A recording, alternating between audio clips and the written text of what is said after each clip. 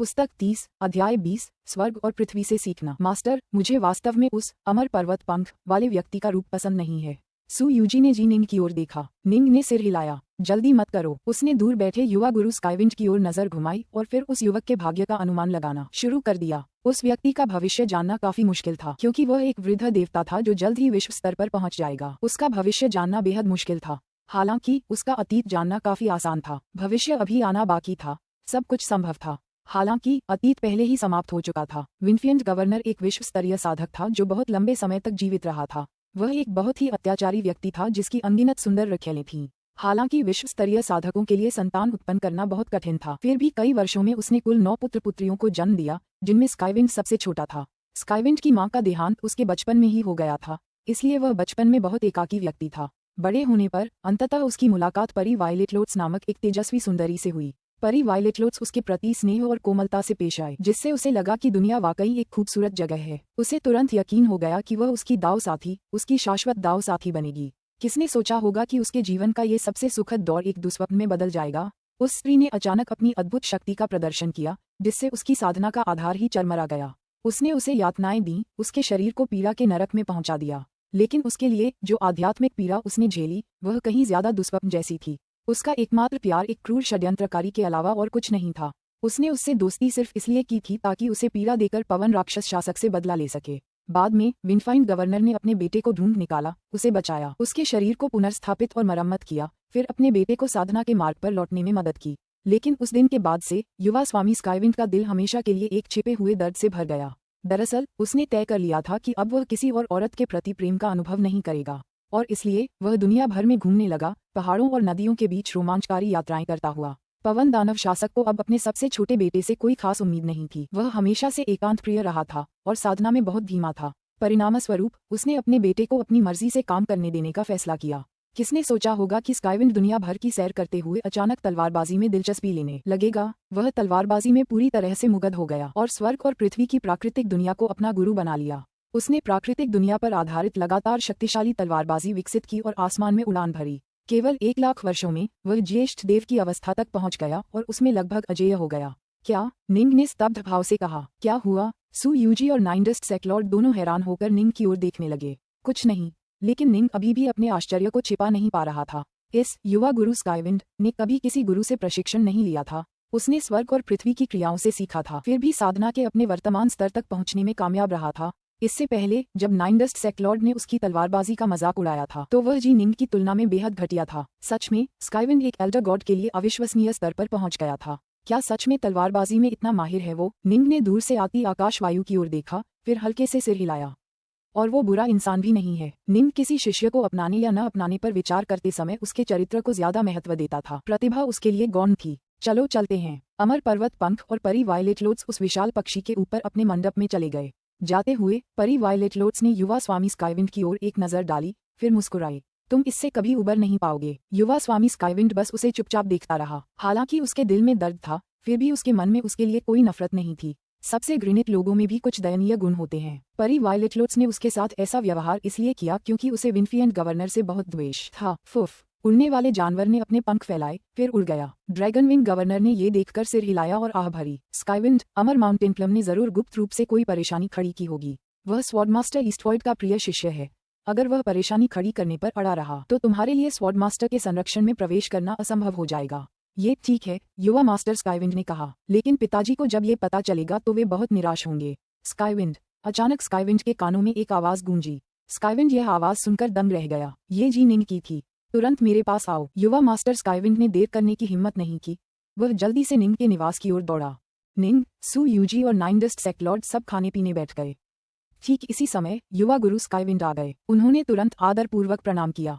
वरिष्ठ जनों, नमस्कार। स्काईविंड। निंग ने उसकी ओर देखा। वरिष्ठ। स्काईविंड ने निंग की ओर देखा। निंग मुस्कुराई और बोली, तुम मेरे शिष्य बनना चाहते थे, है ना?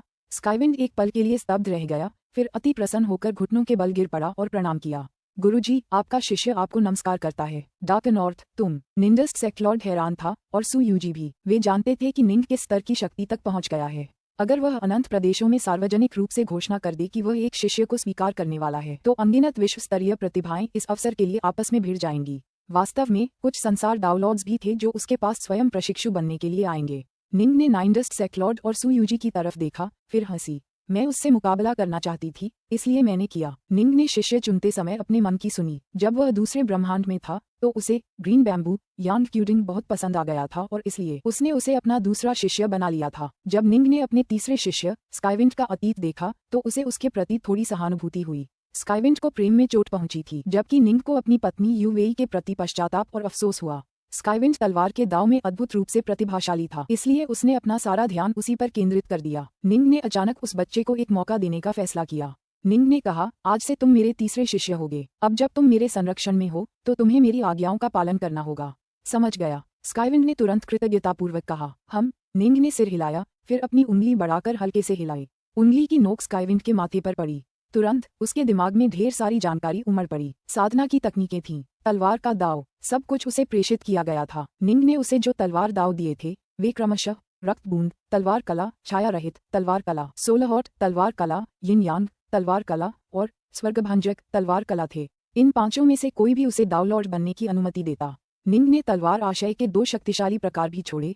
पहला उसके पहले चरण के ओमेगा तलवार दाव का था और दूसरा उसके दूसरे चरण के तलवार दाव का। इन पांचों तलवार कलाओं को एक साथ मिलाया जा सकता है, तभी तुम मेरे सच्चे तलवार दाव को देख पाओगे। तुम्हें इन दोनों प्रकार की तलवार इच्छाओं का निरंतर ध्यान करना चाहिए। हालांकि तुम कितना समझ पाओगे ये तुम्हारी प्रतिभा पर निर्भर करेगा, निंग ने कहा। अगर कोई साधक दाव लॉर्ड बनना चाहता है तो उसे अपने रास्ते पर चलना होगा। सिर्फ कुछ तलवारबाजी सिखाने से कोई खास मदद नहीं मिलने वाली थी, इसलिए निंग ने उसे निंग के तलवारबाजी के इरादे की 2 यादें दी। स्काईविंड को उन पर ध्यान करना था। शायद एक दिन वह अपनी तलवारबाजी का दाव विकसित कर ले। जब आप खतरे में हों तब भी आप अपने मन से तलवार इरादे की इन 2 धाराओं को बुला सकते हैं। तलवार इरादे की पहली धारा तीसरे चरण के अधिकांश दाव लॉर्ड्स को मार डालने में सक्षम है, जबकि दूसरी धारा चौथे चरण के साधारण दाव लॉर्ड्स को मार डालने में सक्षम है। तलवार इरादे का मुख्य उद्देश्य आपको दाव में प्रशिक्षित करने में मदद करना है। जब तक बिल्कुल जरूरी न हो इनका इस्तेमाल न करें। याद रखें, सभी दिव्य क्षमताएं और गुप्त कलाएं शक्ति के बाहरी स्रोत हैं। आप उन्हें सीख सकते हैं, लेकिन उनके लिए अपनी तलवार दाव को नहीं छोड़ सकते। दाव ही हर चीज का आधार है, निंग ने मन ही मन कहा। उसने कोई दिव्य क्षमता या गुप्त कलाएं नहीं दी। ये ग्रह बहुत ही असाधारण था। अगर उसका शिष्य इन्हें सीखना चाहता तो वह खुद उनके लिए साहसिक कार्य कर सकता था। और सच कहूं तो निंग के पास वास्तव में कोई भी अच्छी दिव्य क्षमता या गुप्त कलाएं नहीं थीं जिन्हें वह दूसरों को दे सके। जो अच्छी क्षमताएं उसके पास थीं, जैसे कि मृत तलवार हेजेमोन ने उसे दी थी, उन्हें दूसरों को सिखाने की अनुमति नहीं थी। निंग का ये कहना भी सही था कि दाव ही सभी चीजों का आधार है। आपका दाव जितना ज्यादा शक्तिशाली होगा, आपकी दिव्य क्षमताएं, गुप्त कलाएं वगैरह उतनी ही कम सार्थक होंगी। उदाहरण के लिए, जब निंडस्ट सेक्लॉर्ड अपनी दिव्य क्षमता का प्रयोग करता तो उसकी दिव्य शक्ति तुरंत पहले से 1000 गुना अधिक शक्तिशाली हो जाती। हालांकि उसकी वास्तविक युद्ध शक्ति केवल आंशिक रूप से ही बढ़ती। ऐसा इसलिए था क्योंकि उसके दाव की शक्ति युद्ध में उसकी अधिकांश शक्ति की भरपाई कर देती थी। अगर निंग चौथे चरण का दाव लॉर्ड बन जाता तो उसकी एक नज़र भी विनाशकारी क्षति पहुंचा सकती थी। अभी तक वह केवल दूसरे चरण के ओमेगा स्वॉर्ड दाव तक ही पहुंचा था, लेकिन उसकी तलवार आशय की शक्ति उसके नवीनता जल से कहीं अधिक थी और वह चौथे चरण के दाव लॉर्ड्स का आसानी से सफाया कर सकता था। स्काईविंड ने निंग की आज्ञाओं का उल्लंघन न करने की आजीवन शपथ ली। निंग की प्रेषित स्मृतियों को पूरी तरह ग्रहण करने के बाद उसके सामने एक नया विशाल दाव प्रकट हुआ। ओमेगा स्वॉर्ड दाव के 2 तलवार आशय, वे दीपक होंगे जो उसे साधना पथ पर मार्गदर्शन करेंगे। धन्यवाद गुरु, युवा गुरु स्काईविंड ने उत्साह से कहा। तलवार अभिप्राय की ये 2 धाराएं अथाह गहन थीं, लेकिन 5 तलवार कलाओं ने एक आदर्श चक्र बनाया जो उसे एक ज्येष्ठ देवता से लेकर एक दाव लॉर्ड बनने तक के पूरे मार्ग का मार्गदर्शन करेगा। हर एक मुद्रा का बहुत विस्तार से वर्णन किया गया था और यह उस प्रक्रिया को भी समझाता था जिसके द्वारा निंग ने इन दास की अंतर्दृष्टि प्राप्त की। ये उसके लिए बहुत उपयोगी थे। मैं तुम्हारे निजी मामलों में नहीं पड़ूंगा, तुम्हें सब कुछ संभालना होगा, निंग ने कहा। समझ गया, स्काईविंड ने कहा। वह सचमुच कुछ काम करना चाहता था, लेकिन पहले वह बहुत कमजोर था। अब और हाँ, तुम्हें कुछ देर मेरे पास रहना होगा, निंग ने कहा। अगर तुम्हारे कोई सवाल हो तो मैं तुम्हारे लिए जवाब दे सकता हूँ। देर सवेर वह इस जगह को छोड़ देगा। ऐसा करते समय वह निश्चित रूप से इस नए शिष्य को अपने साथ नहीं ले जा सकता था, क्योंकि हर किसी के अपने रास्ते थे। निंग अपने शिष्यों के साथ ऐसा ही व्यवहार करता था। उदाहरण के लिए अपने दूसरे शिष्य को ही लीजिए। उसे दाव देने के बाद निंग तुरंत गायब हो गया। वह दूसरा शिष्य एक सामान्य नश्वर संसार में रहता था। ये तीसरा शिष्य कुछ ज्यादा शक्तिशाली ग्रह पर रहता था। इसलिए निंग ने तलवार इरादे की वे 2 धाराएं छोड़ी थीं ताकि यह सुनिश्चित हो सके कि जब वह कमजोर है तब उसकी रक्षा की जाए। उसके बाद की बात, वह जीवित रहेगा या मरेगा यह उस पर निर्भर करेगा। पुस्तक 30 अध्याय 21 अमर स्लोसील। 9 दिन और बीत गए, तब जाकर ड्रैगनविंग गवर्नर को अंततः अमर स्लोसील के निशान मिले। गुरु, ड्रैगनविंग गवर्नर जल्दी से दौड़कर सुयूजी, जी निंग और नाइनडस्ट सेक्लॉर्ड को रिपोर्ट करने आया। अमर स्लोसील इस समय हिडन सी पैलेस में मेहमान है, जो यहाँ से लगभग 100 करोड़ किलोमीटर दूर है। वह काफी दूर है, हमें वहाँ पहुँचने में शायद कुछ समय लगेगा, इसलिए मैंने हमारे लिए परिवहन पक्षियों और सवारियों की व्यवस्था कर दी है। हम कभी भी निकल सकते हैं। हम अभी निकलेंगे। जी निंग अपने पैरों पर खड़ा हुआ, फिर हाथ हिलाया और एक काले रंग का उड़ता हुआ जहाज उसके बगल में प्रकट हो गया। हम उड़कर ऊपर जाएंगे। स्काईविंड और ड्रैगनविंग गवर्नर उस जहाज को देखकर अवाक रह गए। ये समझना जरूरी है कि यह ग्रह एक शाश्वत सम्राट के आदेशों से बंधा हुआ था और अदृश्य नियमों के कारण केवल संसार डाउनलॉर्ड ही मुश्किल से उड़ पाते थे। हालांकि संसार डाउनलॉर्ड अविश्वसनीय रूप से दुर्लभ थे। जादुई खजानों का उपयोग करने से पहले दोनों में से किसी ने भी कभी हवा में उड़ान नहीं भरी थी। ज्यादा से ज्यादा वे विशाल पक्षियों की पीठ पर उड़े थे। हटो, निंग, सू यूजी और नाइनडस्ट सेक्लॉर्ड पहले से ही जहाज पर सवार थे और वे दूसरों को अधीरता से चिल्ला रहे थे। हाँ हाँ, ड्रैगनविंग गवर्नर उत्साह से उनके पीछे चला गया और स्काईविंड भी अपनी उत्तेजना को छिपाने में असमर्थ था। झपटा, काला जहाज आसमान में उड़ गया, फिर बिना किसी निशान के तुरंत गायब हो गया। निंग और अन्य लोगों ने बहुत पहले ड्रैगनविंग गवर्नर से इस ग्रह का एक स्थानीय नक्शा हासिल कर लिया था। वे जानते थे कि हिडन सी पैलेस कहाँ स्थित है और ग्रह भी उतना बड़ा नहीं था। ज्यादा से ज्यादा इसका व्यास 1 अरब किलोमीटर से थोड़ा ज्यादा था। इस ग्रह पर साधारण मनुष्यों की संख्या त्रिलोकों से भी कम थी, लेकिन औसतन वे ज्यादा प्रभावशाली थे क्योंकि उनके द्वारा अमर और दुष्ट देवताओं को जन्म देने की दर कहीं ज्यादा थी। स्विश, बस कुछ ही धड़कनों के बाद काला जहाज ड्रैगनविंग गवर्नर की संपत्ति से निकल चुका था और बादलों को चीरते हुए बर्फीले पहाड़ की चोटी पर पहुंच गया था। हम यहाँ हैं, निंग ने कहा। हिडन सी पैलेस हमारे ठीक नीचे है। क्या हम पहुंच गए? ड्रैगनविंग गवर्नर और स्काईविंड जहाज के अगले हिस्से पर खड़े होकर नीचे के दृश्य को आश्चर्य से देख रहे थे। उनके नीचे पहाड़ की चोटी बर्फ से ढकी हुई थी, जिसके नीचे एक साधारण सा महल दबा हुआ था। ये हिडन सी पैलेस था। हम एक ही सांस में वहां पहुंच गए। ड्रैगनविंग गवर्नर और स्काईविंड ने एक दूसरे को देखा। दोनों ही दंग रह गए। ये तो बहुत तेज था। उनके लिए हिडन सी पैलेस एक बहुत ही दूर की जगह थी जहां केवल पक्षियों या घोड़ों की सवारी करके ही पहुंचा जा सकता था। रास्ता खतरनाक और घुमावदार था, जिसके लिए सावधानी से नेविगेशन की जरूरत थी और वहां पहुंचने में उन्हें कम से कम आधा महीना लग सकता था। पास ही खड़े नाइनडस्ट सेक्लॉर्ड ने ठहाका लगाया। ये जहाज स्वर्गीय दास की सीमाओं से 100 गुना तेजी से चल सकता है। 100 करोड़ किलोमीटर तो इसके सामने कुछ भी नहीं है। तुम, क्या बात है ड्रैगनविंग गवर्नर, है ना? जल्दी से नीचे आओ और हमें अमर स्लोसील तक ले चलो। समझ गया। स्काईविंड, मेरे पीछे आओ और मेरे पीछे रहो। और तुम तीनों का क्या? ड्रैगनविंग गवर्नर हिचकिचाया। हम तुम्हारे साथ चलेंगे, नाइनडस्ट सेक्लॉर्ड ने शांति से कहा। इस छोटे से महल में कोई भी हमारे भ्रम को नहीं देख सकता। समझ गया। ड्रैगनविंग गवर्नर ने आदेश स्वीकार कर लिया। ड्रैगनविंग गवर्नर ने दल का नेतृत्व किया, जबकि बाकी 4 अस्थायी रूप से उसके पीछे पीछे हिडन सी पैलेस में प्रवेश कर गए। आखिरकार ड्रैगनविंग गवर्नर एक विश्व स्तरीय साधक था। वह पैलेस लेडी के समान स्तर का था, इसलिए उसका बहुत ही सम्मान से स्वागत किया गया। ड्रैगनविंग महल की महिला एक काले वस्त्रधारी महिला थी जो देखने में साधारण थी, लेकिन उसका आचरण असाधारण था। हिडन सी, ड्रैगनविंग गवर्नर जल्दी से अपने पैरों पर खड़ा हो गया। तुम्हें अचानक मेरे घर क्या ले आया? ड्रैगनविंग सिटी मेरे महल से काफी दूर है। सोचो, तुमने इतनी लंबी और कठिन यात्रा करके खुद यहाँ तक पहुंची। क्या मैं पूछ सकती हूँ कि इसके पीछे क्या वजह है? महल की मालकिन मुस्कुराईं। उनकी नजर बस कुछ देर के लिए निंग और ड्रैगनविंग गवर्नर के पीछे खड़े बाकी चारों पर टिकी रही। उन्हें उनमें कुछ भी खास नहीं लगा। उनके बीच ताकत का फर्क बहुत ज्यादा था। लंबा, कठिन सफर। ड्रैगनविंग गवर्नर खुद को आह भरने से नहीं रोक सका। ये सब पलक झपकते ही हो गया था। हालांकि उसने इसका खुलासा नहीं किया। हिडन सी, मैं अपने साथी दाववादी स्लोसील से मिलने आया हूँ। स्लोसील से मिलो? महल की मालकिन ने भौहें चढ़ाईं। अमर स्लोसील बहुत गुस्सैल इंसान है। अगर मुझे कोई जरूरी काम न होता तो मैं उसे कभी अपने घर नहीं बुलाती। तुम अपने लिए मुसीबतें क्यों खड़ी कर रहे हो? ड्रैगनविंग गवर्नर ने कहा। मुझे भी कुछ महत्वपूर्ण बात पर चर्चा करनी है। महल की मालकिन ने उसे गौर से देखा, फिर सिर हिलाया। ठीक है, मैं तुम्हें खबर भेजने में मदद करूंगी, लेकिन तुम जानते हो कि स्लोसील कैसा है? हाँ, ड्रैगनविंग गवर्नर ने सिर हिलाया। कुछ पल ऐसे बीते कि वह अमर स्लोसील से बातें करती रही। चलो चलें, मैंने अभी अभी पता किया है और स्लोसील तुमसे मिलने के लिए राजी हो गया है। मैं तुम्हें उसके पास ले चलती हूँ।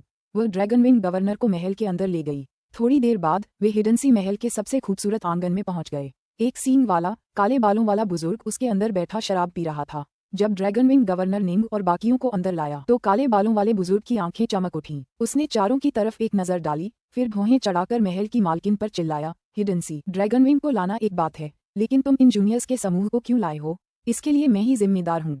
ड्रैगनविंग गवर्नर जल्दी से मुस्कुराया। इसका महल की मालकिन हिडन सी से कोई लेना देना नहीं है। महल की मालकिन चुपचाप खड़ी रही। वह अच्छी तरह जानती थी कि अमर स्लोसील ड्रैगनविंग गवर्नर को कुछ पायदान नीचे गिराने के लिए ऐसा कर रहा था। हम्फ, काले बालों वाले बुजुर्ग ने घुरघुराहट भरी। इन जूनियर्स को बाहर निकालो। लेकिन ड्रैगनविंग गवर्नर दंग रह गया। निंग, सू यूजी और नाइनडस्ट सेक्लॉर्ड के चेहरे पर हार का भाव था। उफ! नाइनडस्ट सेक्लॉर्ड ने एक आह भरी और जैसे ही उसने ऐसा किया उसके चारों ओर से शक्ति का एक अदृश्य प्रभामंडल फूट पड़ा, जिससे स्काईविंड, ड्रैगनविंड गवर्नर, हिडन सी पैलेस की मालकिन और अमर स्लोसील सभी के दिल कांप उठे। मानो पूरी दुनिया खामोश हो गई हो। स्वर्ग और पृथ्वी दोनों गायब हो गए थे और उसकी आवाज के अलावा कुछ भी नहीं बचा था। मैं इसे शांति से सुलझाना चाहता था और अमर स्लोसील के स्वामी के साथ अच्छी बातचीत करना चाहता था। नाइनडस्ट सेक्लॉर्ड ने अपना सिर हिलाया। मैंने कभी नहीं सोचा था कि वह इतना मूर्ख होगा। लगता है हमें मुश्किल हालात से निपटना होगा। निंग और बाकी लोग वाकई शांति से काम करने की योजना बना रहे थे। ये ग्रह रहस्यमय और गूढ़ था। वे गलती से किसी ततैया के छत्ते को गिराना नहीं चाहते थे। दुर्भाग्य से यह अमर स्लोसील थोड़ा ज्यादा ही घमंडी था। क्या हो रहा है? ये क्यों हो रहा है? ये कौन है? अमर स्लोसील घबरा गया और हिडन सी पैलेस की मालकिन भी हैरान थी। स्लोसील का गुरु वास्तव में एक डाउनलॉर्ड है। उसका गर्व करना ठीक है, लेकिन उसका अभिमान हद से ज्यादा बढ़ जाता है। निंग ने भी अपना सिर थोड़ा हिलाया। एक बार जब किसी शक्तिशाली समर्थक का साथ मिल जाता है तो लोग सचमुच अलग तरह से व्यवहार करते हैं। बैडलैंड्स क्षेत्र में अगर आपका सामना बैडलैंड्स दरबार के किसी शिष्य से होता तो आप आमतौर पर उस पर हमला करने की हिम्मत नहीं करते, भले ही आप कितने भी शक्तिशाली क्यों न हों। 8 पवित्र नगरों में से एक स्काईवुड शहर के स्काईवुड संप्रदाय जैसे लोगों के बारे में क्या? जब भी स्काईवुड संप्रदाय के सबसे कमजोर सदस्य अपने संप्रदाय का जिक्र करते तो विश्व स्तरीय साधक और कमजोर डाउनलॉर्ड पूरी तरह से भयभीत हो जाते। एक मजबूत समर्थक होने का यही फायदा था। यही कारण था कि इतने सारे विश्व स्तरीय साधक प्रमुख विद्यालयों में शामिल होना चाहते थे। लेकिन बैडलैंड्स कोर्ट और वास्टहेवन पैलेस के मानक बहुत ऊंचे थे। स्काईवुड संप्रदाय और उसके स्तर के अन्य संप्रदायों के मानक और भी ऊंचे थे। इस प्रकार जो विश्व स्तरीय साधक प्रमुख संप्रदायों में शामिल नहीं हो पाए, उन्हें एक ही जगह छिपने के लिए मजबूर होना पड़ा। जब मुसीबत आए तो उनके पास सीधे लड़ने के अलावा कोई विकल्प नहीं था, और अगर वे असफल रहे तो उनकी मृत्यु हो जाती। यदि आपकी पृष्ठभूमि शक्तिशाली है तो भले ही आप लड़ाई नहीं जीत पाएं, आप अपना नाम दर्ज करा सकते हैं और इस तरह जीवित रह सकते हैं। ये बिल्कुल वैसा ही था जैसा गोलियों के आदर्श ने निंग से कहा था। अगर तुम कभी भी अपने आप को जीवन के लिए खतरा वाली स्थिति में पाओ तो तुम मेरे नाम का इस्तेमाल कर सकते हो। उसका समर्थक होना कई हमलावरों को भयभीत कर देता। का कौन हो तुम? अमर स्लोसील थोड़ा घबरा गया। मेरे गुरु डाउलॉर्ड फैंग जियान हैं। बच्चे। नाइनडस्ट सेक्लॉर्ड का चेहरा काला पड़ गया था और उसकी आवाज ठंडी और गंभीर थी। उसके आसपास अचानक लहरें उठीं, तेज आवाज के साथ उसके चारों ओर घूमती रहीं और अमर स्लोसील के पूरे दृश्य क्षेत्र को भर दिया, जिससे उसे ऐसा लगा जैसे वे उसे डुबो ही देंगी। लहरों में समाहित शक्ति ने अमर स्लोसील को अंतहीन भय का अनुभव कराया। भयभीत होकर स्लोसील ने तुरंत एक जैद ताबीज निकाला और फिर उसे एक कर्कश ध्वनि के साथ कुचल दिया।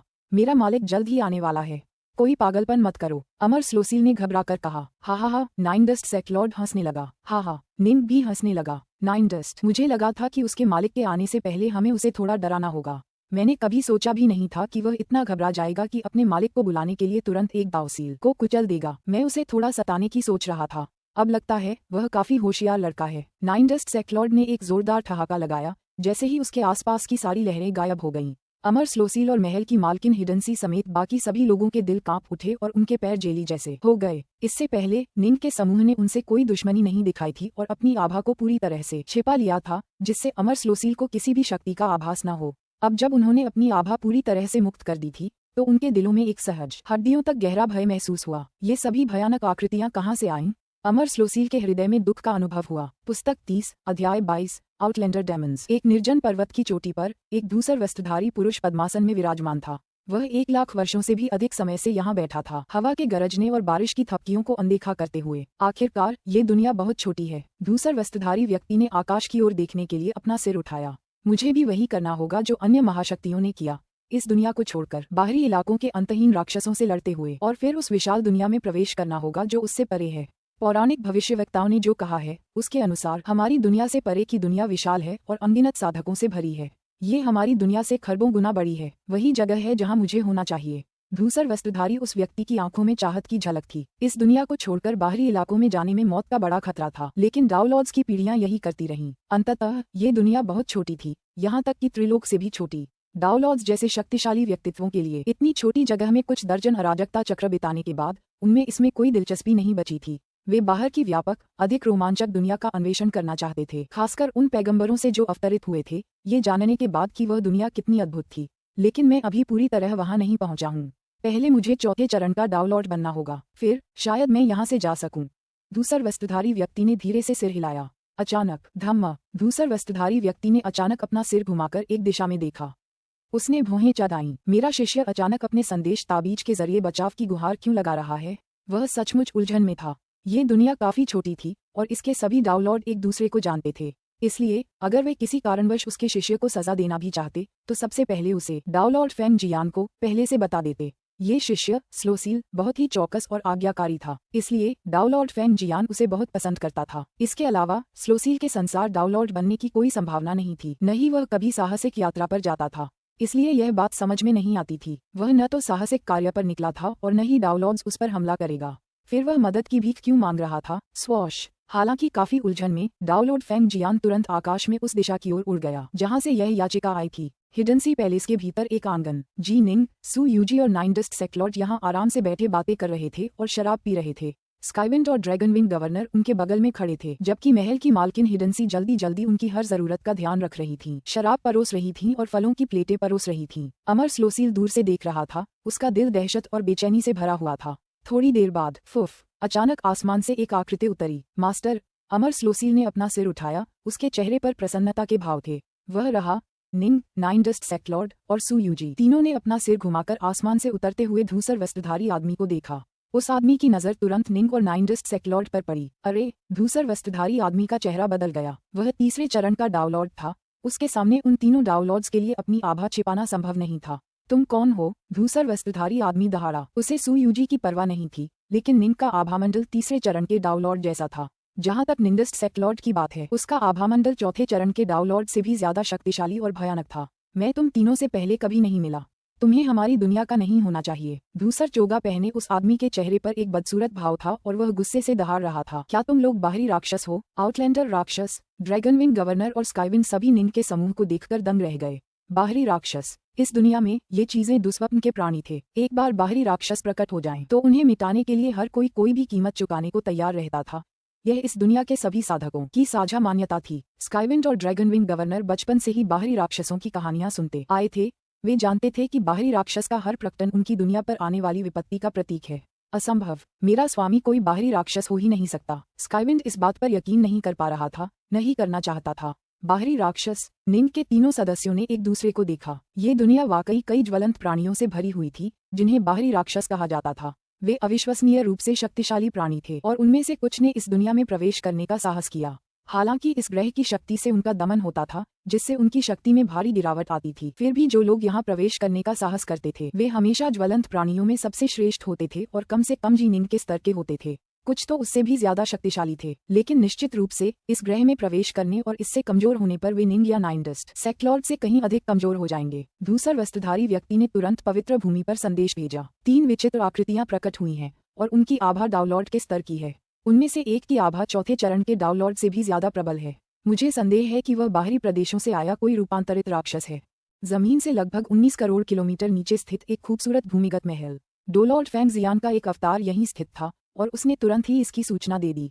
3 डाउनलॉर्ड, एक की आभा चौथे चरण के डाउनलॉर्ड से भी ज्यादा है। एक प्राचीन शांत कमरे में एक श्वेत वस्त्रधारी वृद्ध व्यक्ति पद्मासन में विराजमान थे और उनके बगल में एक बैंगनी वस्त्रधारी पुरुष भी पद्मासन में विराजमान थे। उनके चारों ओर की दीवारें अनगिनत प्राचीन रूनों से भरी हुई थीं। ये दोनों पैगंबर और उनका सेवक होने चाहिए, सफेद वस्त्रधारी बुजुर्ग ने कहा। इनकमाइंड, जाकर उन दोनों पैगंबरों से मिलो। स्वीकार किया, बैंगनी वस्त्रधारी डाउनलॉर्ड इनकमाइंड ने सम्मानपूर्वक कहा। निंग का समूह सावधानी से व्यवहार कर रहा था, लेकिन इस ग्रह को एकीकृत करने वाले पवित्र स्थल भी उतने ही सतर्क थे। अनगिनत वर्षों में पवित्र स्थलों में जो धन संपत्ति जमा हुई थी, वह पैगंबरों को लालच से भर देने के लिए पर्याप्त से भी अधिक थी। पिछली बार भी ठीक यही हुआ था और परिणामस्वरूप दुनिया पर एक विपत्ति आ पड़ी थी। परिणामस्वरूप पवित्र स्थल बहुत सावधानी से व्यवहार कर रहे थे। शुरुआत में वे अपनी दुनिया के चारों ओर की 9 बाधाओं के माध्यम से निंग के अवतरण का पता लगाने में सक्षम थे, लेकिन बाद में वे उनका पता नहीं लगा पाए। वे अपनी ईश्वर बुद्धि से दुनिया पर कब्जा कर सकते थे, लेकिन वे अनावश्यक परेशानी से बचना चाहते थे। उन्होंने इंतजार करने और ये देखने का फैसला किया कि दोनों पैगंबर पहले क्या करते हैं और पहल उन्हीं पर छोड़ दी। पैगंबर इतने शक्तिशाली थे कि उनके लिए इस दुनिया में पूरी तरह से छिपे रहना नामुमकिन था। तुम्हें ठीक से पता होना चाहिए कि तुम्हें पैगंबरों के साथ कैसा व्यवहार करना चाहिए, सफेद वस्त्रधारी बुजुर्ग ने कहा। हम स्वाभाविक रूप से दोस्ताना व्यवहार करना चाहते हैं, लेकिन अगर वे हमारे पास कोई विकल्प नहीं छोड़ते तो हम उनसे युद्ध करके उन्हें मिटा देने का विकल्प चुन सकते हैं। समझ गया। डाउलॉर्ड इनकमाइंड ने आदरपूर्वक कहा। पिछली बार उन्हें पैगंबर को मारने के लिए दुनिया को नष्ट करने वाला उपाय अपनाने के लिए केवल इसलिए मजबूर होना पड़ा क्योंकि वे अचानक पकड़े गए थे। परिणामस्वरूप दुनिया की सतह पर लगभग सभी जीवित प्राणी भी नष्ट हो गए थे। सौभाग्य से पवित्र भूमि में अभी भी जीवित प्राणी मौजूद थे और अनगिनत वर्षों में वे धीरे धीरे इस हद तक फैल गए कि दुनिया एक बार फिर फलने फूलने लगी। इस बार अगर उन्हें लगा कि पैगंबर कोई समस्या खड़ी कर सकते हैं तो वे उन्हें तुरंत मार डालेंगे। फुफकार, डाउलॉर्ड इनकमाइंड चला गया। हमने कभी दो पैगंबरों को एक साथ उतरते नहीं देखा। मुझे उम्मीद है कि मामला शांतिपूर्वक सुलझ जाएगा। सफेद वस्त्र पहने बुजुर्ग ने अपने कमरे में धीरे से कहा। आंगन का माहौल बहुत तनावपूर्ण और भारी था। डाउलॉर्ड फेंग जियान बिना पलक झपकाए निंग के समूह को घूर रहा था। उसे पूरा यकीन था कि वे बाहरी राक्षस थे। बाहरी इलाकों से आने वाले लोग या तो राक्षस थे या पैगंबर। पैगंबर, इस पूरे ग्रह के निर्माण के दिन से लेकर अब तक केवल 3 बार ही पैगंबर अवतरित हुए थे। ऐसा होने की संभावना बहुत कम थी। हालांकि बाहरी राक्षस भी काफी दुर्लभ थे, लेकिन तुलनात्मक रूप से वे कहीं अधिक आम थे। ऐसा हो ही नहीं सकता कि मास्टर और बाकी लोग बाहरी राक्षस हों। पास में खड़ा स्काईविंड इस बात पर विश्वास करने से इनकार करता रहा। झटपट दोनों पक्षों के आमने सामने आने के 2 सेकंड बाद ही आसमान में अचानक एक सुनहरा जहाज दिखाई दिया। वे आ गए। डाउलॉर्ड फेंग जियान ने उस उड़ते हुए जहाज को देखकर प्रसन्नता व्यक्त की। पवित्र भूमि ने उसे अतिरिक्त सैनिक भेजे थे। अगर उसे अकेले ही इसका सामना करना पड़ता तो उसे जीत का पूरा भरोसा नहीं था। वे अविश्वसनीय रूप से तेज हैं। वह जहाज प्रकाश की गति से लगभग 100 गुना तेज गति से चल रहा था। निंग और बाकी लोगों ने अपने सिर उठाए, उड़ते हुए जहाज को अपनी ओर आते देखा। बैंगनी वस्त्र पहने एक आदमी उड़ते हुए जहाज से बाहर आया। उसके चेहरे पर मुस्कान थी और वह आंगन की ओर उतरा। भाई इनकमाइंड, डाउलॉर्ड फेंग जियान ने उलझन भरी नजर से देखा। डाउलॉर्ड इनकमाइंड का पवित्र भूमि में एक विशेष स्थान था क्योंकि वह उनके सबसे महत्वपूर्ण नेता महापुरुष का अनुचर था। हालांकि इनकमाइंड स्वयं केवल द्वितीय चरण का एक डाउलॉर्ड था। वह फेंग जियान से भी कमजोर था। अगर फेंग जियान को भी इन बाहरी राक्षसों से निपटने में आत्मविश्वास नहीं था तो इनकमाइंड का क्या काम। डाउलॉर्ड इनकमाइंड के नीचे उतरने के बाद उसने अपनी नजर निंग के 3 लोगों के समूह की ओर घुमाई। उसने पहले ही उन तीनों को 9 अवरोधों को भेदते हुए अपने ग्रह पर उतरते हुए देखा था, इसलिए वह उन्हें एक नजर में पहचान पाया। मैं इनकमाइंड हूँ। नमस्कार पैगंबरों। डाउलॉर्ड इनकमाइंड ने झुककर प्रणाम किया। जब आप दोनों 9 दिव्य बाधाओं को पार कर गए तो पवित्र भूमि पर मौजूद हम लोगों को तुरंत एहसास हो गया कि आप आ गए हैं। पैगंबर, निंग और नाइनडस्ट सेक्लॉर्ड ने एक दूसरे को देखा। तो क्या उन्हें धुंध के उन 9 अवरोधों को भेदते हुए पहले ही खोज लिया गया था? लेकिन उन्होंने कुछ भी नोटिस नहीं किया था। फिर भी ये समझ में आता था वे 9 अवरोध वाकई किसी बड़ी शक्ति द्वारा कृत्रिम रूप से बनाए गए प्रतीत होते थे। वे पैगंबर हैं। डाउलॉर्ड फेंग जियान ने एक स्तब्ध भाव प्रकट किया। हाँ, सटीक रूप से कहें तो ये दोनों पैगंबर हैं। डाउलॉर्ड इनकमाइंड ने निंग और नाइनडस्ट सेक्लॉर्ड की ओर इशारा करते हुए सिर हिलाया। मैं महापुरुष के आदेश पर आया हूँ। इसमें कोई संदेह नहीं, ये दोनों पैगंबर हैं। पैगंबरों, क्या आप मेरे जहाज पर सवार होकर पवित्र भूमि की यात्रा करने को तैयार हैं? मुझे विश्वास है कि ऐसा करने पर आपके कई प्रश्न हल हो जाएंगे। पुस्तक 30, अध्याय 23, पवित्र भूमि। भविष्यवक्ता, ड्रैगनविंग गवर्नर, पेलेस माल्किन हिडनसी और अमर स्लोसील सभी हैरान थे। भविष्यवक्ता, स्काईविंड ने भी अपने गुरुजी निंग की ओर असमंजस से देखा। उनमें से किसी ने भी पहले कभी पैगंबर शब्द नहीं सुना था। सज्जनों, डाउलॉर्ड इनकमाइंड ने निंग और नाइनडस्ट सेक्लॉर्ड की ओर देखा। दोनों ने एक दूसरे को देखा, फिर हंस पड़े। नाइनडस्ट सेक्लॉर्ड ने कहा, चलो देखते हैं। मैं देखना चाहता हूं कि इस ग्रह के तथाकथित पवित्र स्थल कैसे दिखते हैं। यूजी, अब आप अपनी गुप्त कला को दूर कर सकते हैं, निंग ने निर्देश दिया। समझ गई। सु यूजी ने आज्ञाकारी भाव से सिर हिलाया। फिर ड्रैगनविंग गवर्नर की ओर देखते हुए अपनी आंखों से एक अजीब सी इंद्रधनुषी रोशनी छोड़ी। ड्रैगनविंग गवर्नर को एक पल के लिए चक्कर सा आया, लेकिन जब उसकी समझ में सुधार आया तो उसे तुरंत एहसास हुआ कि उसने पिछला समय उस चमकदार खूबसूरत लाल वस्त्रधारी महिला के जादू में बिताया था। हालांकि वह पहले ही अपना जादू उतार चुकी थी, फिर भी वह उसके प्रति गहरी श्रद्धा और लालसा महसूस करने से खुद को नहीं रोक पाया। वह हमेशा उसकी सेवा करने की कसम खाना चाहता था, लेकिन उसके विवेकशील मन ने उसे शांत रहने को कहा। स्काईविंड, मेरे पीछे आओ। निंग और नाइनडस्ट सेक्लॉर्ड दोनों सुनहरे उड़ने वाले जहाज की ओर चले। जी हाँ गुरु। स्काईविंड और सु यूजी दोनों ने उन दोनों पैगंबरों का पीछा किया जब वे उड़ने वाले जहाज में प्रवेश कर रहे थे। फुफकार, डाउलॉर्ड इनकमाइंड ने जहाज पर नियंत्रण कर लिया और पांचों का समूह तेजी से दूर क्षितिज में गायब हो गया। डाउलॉर्ड फेंग शियान उन्हें जाते हुए देख रहा था। उसके चेहरे पर एक शिकन थी। 2 पैगंबर अवतरित हुए हैं। अगर वे सचमुच पैगंबर हैं तो मुझे आश्चर्य है कि यह एक आशीर्वाद होगा या एक आपदा। ड्रैगनविंग गवर्नर ने अपना सिर उठाकर आसमान की ओर देखा। चाहे उसने कितनी भी कोशिश की हो, वह अपने दिल से सु यूजी की छवि नहीं मिटा सका। डाउलॉर्ड इनकमाइंड उन्हें एक लकड़ी के घर में ले गया, जिसकी रखवाली एक डाउलॉर्ड कर रहा था। लकड़ी के घर के अंदर एक छोटा सा टेलीपोर्टेशन एरे लगाया गया था, जो उन्हें सीधे धरती की गहराइयों में भेज देता था, 19 करोड़ किलोमीटर जमीन के नीचे। फुफ, निंग के 5 लोगों का समूह अचानक कहीं से प्रकट हो गया, काले रत्नों से जड़े एक विशाल चौक में। यह महल बहुत विशाल है, खासकर इसलिए क्योंकि यह जमीन के नीचे बना है। इसकी रक्षा करने वाली संरचनाओं की शक्ति को देखते हुए किसी प्रभावशाली व्यक्ति ने ही इसे बनवाया होगा। निंग ने आश्चर्य से आह भरी। उसने विशाल महल से भयानक शक्ति की अनंत लहरें निकलती देखीं और अनगिनत प्राचीन मोहरें और अवरोधक सक्रिय थे। ये हमारा पवित्र भूमिगत महल है जिसे सबसे शक्तिशाली पैगंबरों, हमारे पवित्र पूर्वज, ने बनाया था। डाउलॉर्ड इनकमाइंड की आंखें गर्व से चमक उठीं। जब पवित्र पूर्वज हमारी दुनिया में अवतरित हुए तो उन्होंने हमारा मार्गदर्शन किया, हमें शिक्षा दी और अंततः यहीं हमारी दुनिया में अपना दावमज पूरा किया और अपने लिए अनंत काल प्राप्त किया। ये सब उन्हीं की बदौलत है कि हमें फलने फूलने का मौका मिला है। एक शाश्वत सम्राट, निंग और नाइनडस्ट संप्रदाय के स्वामी दोनों आश्चर्यचकित थे। यहाँ तक कि युवा गुरु स्काईविंड, जो आज्ञाकारी रूप से उनका अनुसरण कर रहे थे, भी मन ही मन आश्चर्यचकित थे। उन्होंने निंग की विरासत सीखी थी और इसलिए उन्हें साधना के विभिन्न स्तरों का ज्ञान था। वे जानते थे कि विश्व स्तर के बाद अगला स्तर संसार दावलॉर्ड्स का था, जहाँ प्रत्येक चरण जीवन और मृत्यु के बीच एक महीन रेखा पर चलने का प्रतिनिधित्व करता था। उनसे ऊपर दावमज शाश्वत सम्राटों का स्तर था। निंग की विरासत ने उन्हें जो सिखाया था उसके अनुसार 1 लाख साधारण दावलॉर्ड्स में से एक से भी कम को शाश्वतता प्राप्त होगी और शाश्वत सम्राट बनेंगे। क्या उनका पवित्र पूर्वज वास्तव में उनमें से एक था? साथ ही ताओवादी इनकमाइंड, मुझे और बताओ, पैगंबर क्या होते हैं और यह पवित्र पूर्वज कौन थे? निंग ने पूछा। बहुत अच्छा, डाउलॉर्ड इनकमाइंड ने सिर हिलाया। बहुत समय पहले हमारे ग्रह पर जीव उत्पन्न हुए थे, लेकिन उन्हें साधना का कुछ भी ज्ञान नहीं था। परिणामस्वरूप वे क्रूर और बर्बर जीवन जीते थे। समय समय पर बाहरी राक्षस दुनिया पर उतरते थे और अनगिनत जीवों के लिए मृत्यु और निराशा लेकर आते थे। सभी ने छोटा खतरनाक जीवन जिया और कईयों को जीवित रहने के लिए जमीन के नीचे गहरे छिपने के लिए मजबूर होना पड़ा। लेकिन एक दिन पहला पैगंबर बाहरी प्रदेशों से हमारे ग्रह पर अवतरित हुआ। उनका हृदय सभी जीवों के प्रति दया से भरा था और इसलिए उन्होंने हमें साधना तकनीकें सिखाईं, जिससे हम साधना के मार्ग पर चल पड़े। तभी हमारे ग्रह पर साधना का एक युग आया, जिससे हमारे लोगों को अंततः बाहरी राक्षसों से लड़ने की शक्ति मिली। निंग और नाइनडस्ट संप्रदाय के स्वामी तुरंत समझ गए, यह व्यक्ति जो बाहरी प्रदेशों से इस दुनिया में उतरा था, संभवतः अनंत प्रदेशों का कोई साधक था जो यहाँ आया था, ठीक वैसे ही जैसे वे आए थे। बहुत लंबा समय बीतने के बाद दूसरे पैगंबर हमारे संसार में अवतरित हुए। उन्हें ही हम अपना पवित्र पूर्वज कहते हैं। उन्होंने 9 दिव्य अवरोधों का निर्माण किया, जिससे बाहरी राक्षसों का हमारे संसार में आना मुश्किल हो गया। अंततः वे अपने दावमज में सफल हुए और फिर इस भूमिगत महल की स्थापना की, जिससे हमें पीढ़ी दर पीढ़ी विरासत सौंपने का एक स्थान मिला और यह सुनिश्चित हुआ कि हम और भी अधिक विकसित और फलने फूलने में सक्षम होंगे। तीसरे पैगंबर ने हम पर बहुत बड़ी मुसीबत ला दी। उसने हमें उससे लड़ने के लिए मजबूर किया और हालांकि हम उसे मारने में कामयाब रहे, फिर भी हमें भयानक नुकसान उठाना पड़ा। पैगंबरों, डाउलॉर्ड इनकमाइंड ने निंग और नाइनडस्ट सेक्लॉर्ड की ओर देखा।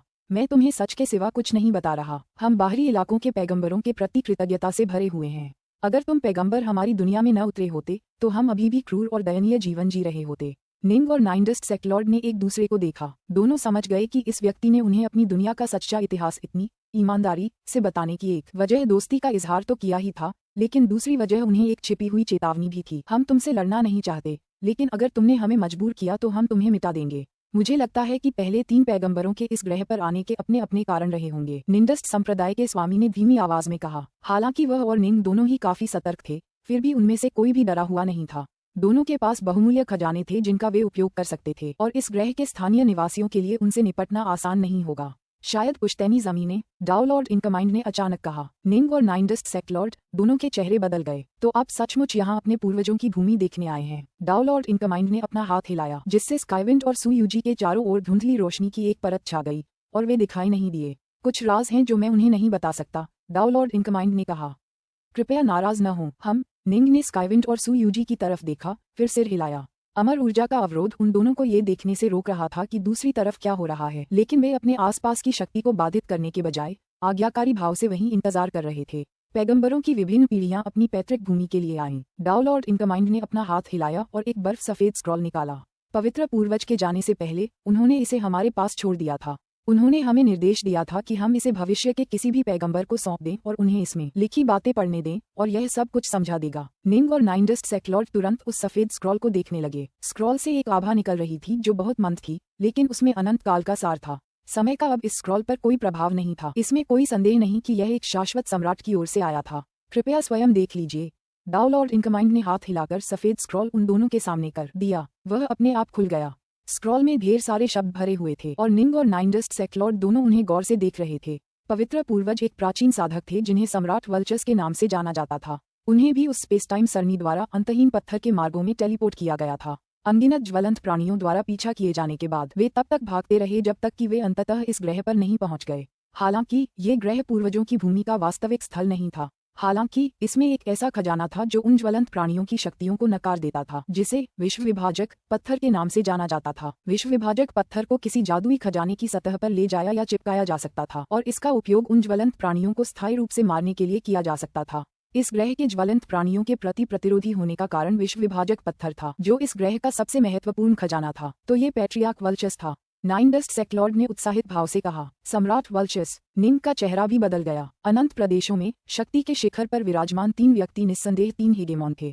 हालांकि उनके नीचे अविश्वसनीय रूप से शक्तिशाली शाश्वत सम्राटों का एक समूह था। शक्ति में वे हेगेमॉन के बराबर तो नहीं थे, लेकिन कुछ इतने शक्तिशाली थे कि हेगेमॉन भी उन्हें मार नहीं सकते थे। आखिरकार हर किसी का अपना दांव था। जिस क्षेत्र में वे मजबूत थे, उस पर भरोसा करके वे हेगेमॉन से भी बच निकलने में सक्षम थे। लेकिन निश्चित रूप से अगर उन्हें किसी तरह रोका जाता तो वे कुछ नहीं कर पाते। वे अनंत प्रदेशों के सबसे प्रभावशाली व्यक्तियों में से थे और उनमें दाव गठबंधन के 8 पवित्र नगरों के स्वामी भी शामिल थे।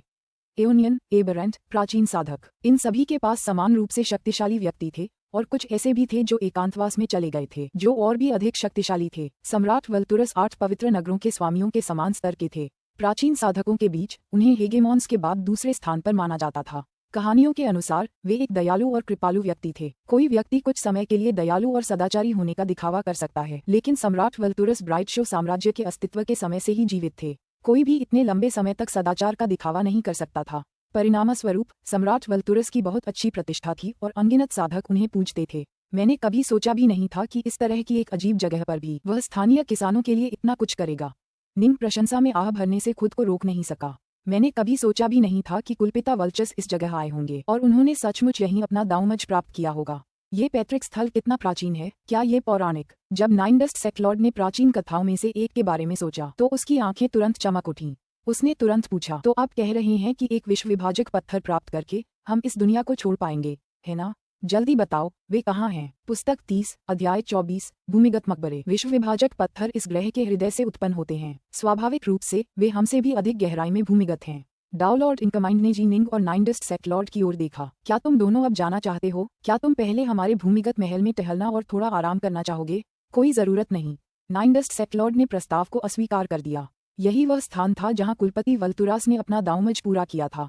हालांकि नाइन डस्ट सेक्लॉर्ड एक प्राचीन साधक थे और इसलिए अच्छी तरह जानते थे कि कुलपति वल्तुरास के 72 प्राचीन साधक शिष्य थे। हालांकि वे एक बहुत ही दयालु और परोपकारी व्यक्ति थे, फिर भी उन्होंने अपनी विकसित की गई सबसे शक्तिशाली तकनीकों को कभी भी बाहरी लोगों को यूं ही नहीं दिया। ज्यादा से ज्यादा उन्होंने अपने पास मौजूद कुछ निम्न श्रेणी की तकनीकों को ही प्रसारित किया। लेकिन नाइन डस्ट सेक्लॉर्ड को वास्तव में उनमें कोई रुचि नहीं थी। केवल इस तथ्य से ही अंदाजा लगाया जा सकता है कि कुलपति वल्तुरास ने अपना दांवमज यहीं पूरा किया था, लेकिन वह केवल दूसरे पैगंबर थे और यह इस बात का प्रमाण था कि यह पूर्वज स्थल निस्संदेह एक भयानक प्राचीन स्थान था। संभवतः इसका संबंध प्राचीन साधकों की कुछ प्राचीनतम किंवदंतियों से रहा होगा। वह इसका पता लगाने के लिए बेसब्री से इंतजार कर रहा था। चलो नीचे जाकर देखते हैं, निंग ने कहा। उसे अंदाजा हो गया था कि यह तथाकथित पवित्र भूमि अभी भी उनसे काफी सतर्क थी। हालात को देखते हुए उनके बीच थोड़ी दूरी बनाए रखना ही बेहतर था। यदि यह तुम्हारा निर्णय है तो मैं तुम दोनों को नीचे ले चलूंगा। डाउलॉर्ड इनकमाइंड ने अपना हाथ हिलाया, जिससे उसकी अमर ऊर्जा दूर हो गई और सू यूजी और स्काईविंड को एक बार फिर देखने और सुनने का मौका मिला कि क्या हो रहा है। स्काईविंड। डाउलॉर्ड इनकमाइंड की नजर युवा गुरु स्काईविंड की ओर मुड़ी। चूंकि आप पैगंबर के शिष्य हैं, इसलिए स्वाभाविक रूप से आपको जमीन के नीचे और भी गहराई तक जाने की अनुमति है। हालांकि बेहतर होगा कि आप जो कुछ भी देखें या सुने उसे किसी को न बताएं। समझ गया, युवा मास्टर स्काईविंड ने जल्दी से कहा। उसका दिल उत्सुकता से धड़क रहा था जब उसने सोचा कि वह अपनी मातृभूमि के कुछ सबसे गहरे रहस्यों को जानने वाला है। चलो चलें। डाउलॉर्ड इनकमाइंड आगे चल रहा था। निंग और अन्य लोग पीछे से आ रहे थे। फुफकार। वे महल के भीतर एक साधारण से दिखने वाले गलियारे के घुमावदार रास्तों से गुजरते हुए तेजी से एक अथाह गहरी नीचे की ओर जाने वाली सुरंग में पहुंच गए। वे तुरंत सुरंग की ओर उड़ गए। निंग अपने साथ स्काईविंड को भी ले आया। स्काईविंड में सम्राट के आदेश का विरोध करने की क्षमता तो थी ही नहीं। वे गहरे गर्त में और गहरे उड़ते गए और अंततः उतरने से पहले 3 करोड़ किलोमीटर से भी ज्यादा की उड़ान भरी। बहुत सुंदर, बस अद्भुत। निंग और बाकी सभी अपने सामने जो कुछ भी दिखाई दिया उसे देखते रह गए। यह विशाल गुफा हर तरह के रंगों और नजारों से भरी हुई थी। पत्थर की दीवारें रत्नों की तरह चमक रही थीं, कुछ रत्नों की तरह लाल थीं, तो कुछ जैद हरे या गहरे नीले रंग की। उन सभी से शक्ति की हल्की हल्की लहरें निकल रही थीं और जैसे जैसे अलग अलग तरह की लहरें उनमें से गुजरती, सभी को अपनी आत्मा की शांति का एहसास होता। हम थोड़ी देर में वहां पहुंच जाएंगे। डाउलॉर्ड इनकमाइंड ने चतुराई से आगे का रास्ता दिखाया, प्रत्येक कदम के साथ दसियों हजार किलोमीटर आगे बढ़ते हुए। थोड़ी देर बाद, यह क्या है? निंग, नाइन डस्ट सेक्लॉर्ड, सू यूजी और स्काईविंड सभी आश्चर्य से अपने सामने जो कुछ था उसे देख रहे थे। यह विशाल गुफा कब्रों से भरी हुई थी। वहां 10,000 से भी ज्यादा चीजें होनी चाहिए थीं और वे दूर तक फैली हुई थीं।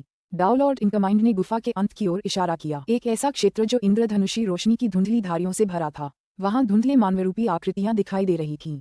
बाहर ज्वाला दैत्य हैं। हमारे ग्रह के केंद्र में भी अनगिनत पृथ्वी दैत्य रहते हैं और वे ज्वाला दैत्यों जितने ही शक्तिशाली हैं। हालांकि चूंकि उनका प्राकृतिक आवास हमारे ग्रह का केंद्र है, इसलिए वे हमारी संरचनाओं से जरा भी कमजोर नहीं होते। अगर तुम्हें विश्व विभाजक पत्थर चाहिए तो तुम्हें उन्हें स्वयं ढूंढना होगा।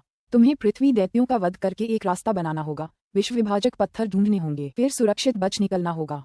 अगर तुम बच नहीं पाए तो हम यहाँ तुम्हारे लिए एक मकबरा बना देंगे। डाउलॉर्ड इनकमाइंड ने ढेरों कब्रों की ओर इशारा करते हुए धीमी आवाज में कहा। ये हमारे कई पूर्वजों के हैं और अनगिनत वर्षों में बने हैं।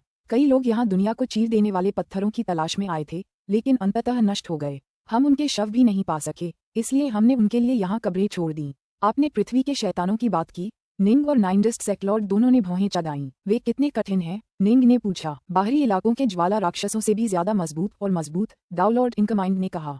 हमारे द्वारा अर्जित अनुभव के आधार पर। हालांकि वे ज्वाला राक्षसों से कम फुर्तीले हैं, फिर भी उनसे निपटना और भी मुश्किल है। मेरे लोगों में केवल चौथे चरण के डाउलॉर्ड को ही विश्व विभाजक पत्थरों की तलाश में इस रसातल की गहराई में प्रवेश करने की अनुमति है। तुमने खुद देखा। डाउलॉर्ड इनकमाइंड ने कब्रों की ओर इशारा किया।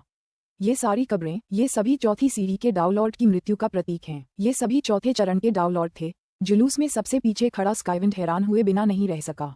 चौथे चरण के डाउलॉर्ड अविश्वसनीय रूप से दुर्लभ थे। ऐसा कैसे हुआ कि उसके देश में 10,000 से ज्यादा डाउलॉर्ड पैदा हुए? इस दुनिया ने कितने डाउलॉर्ड्स को जन्म दिया है? निंग हैरान था।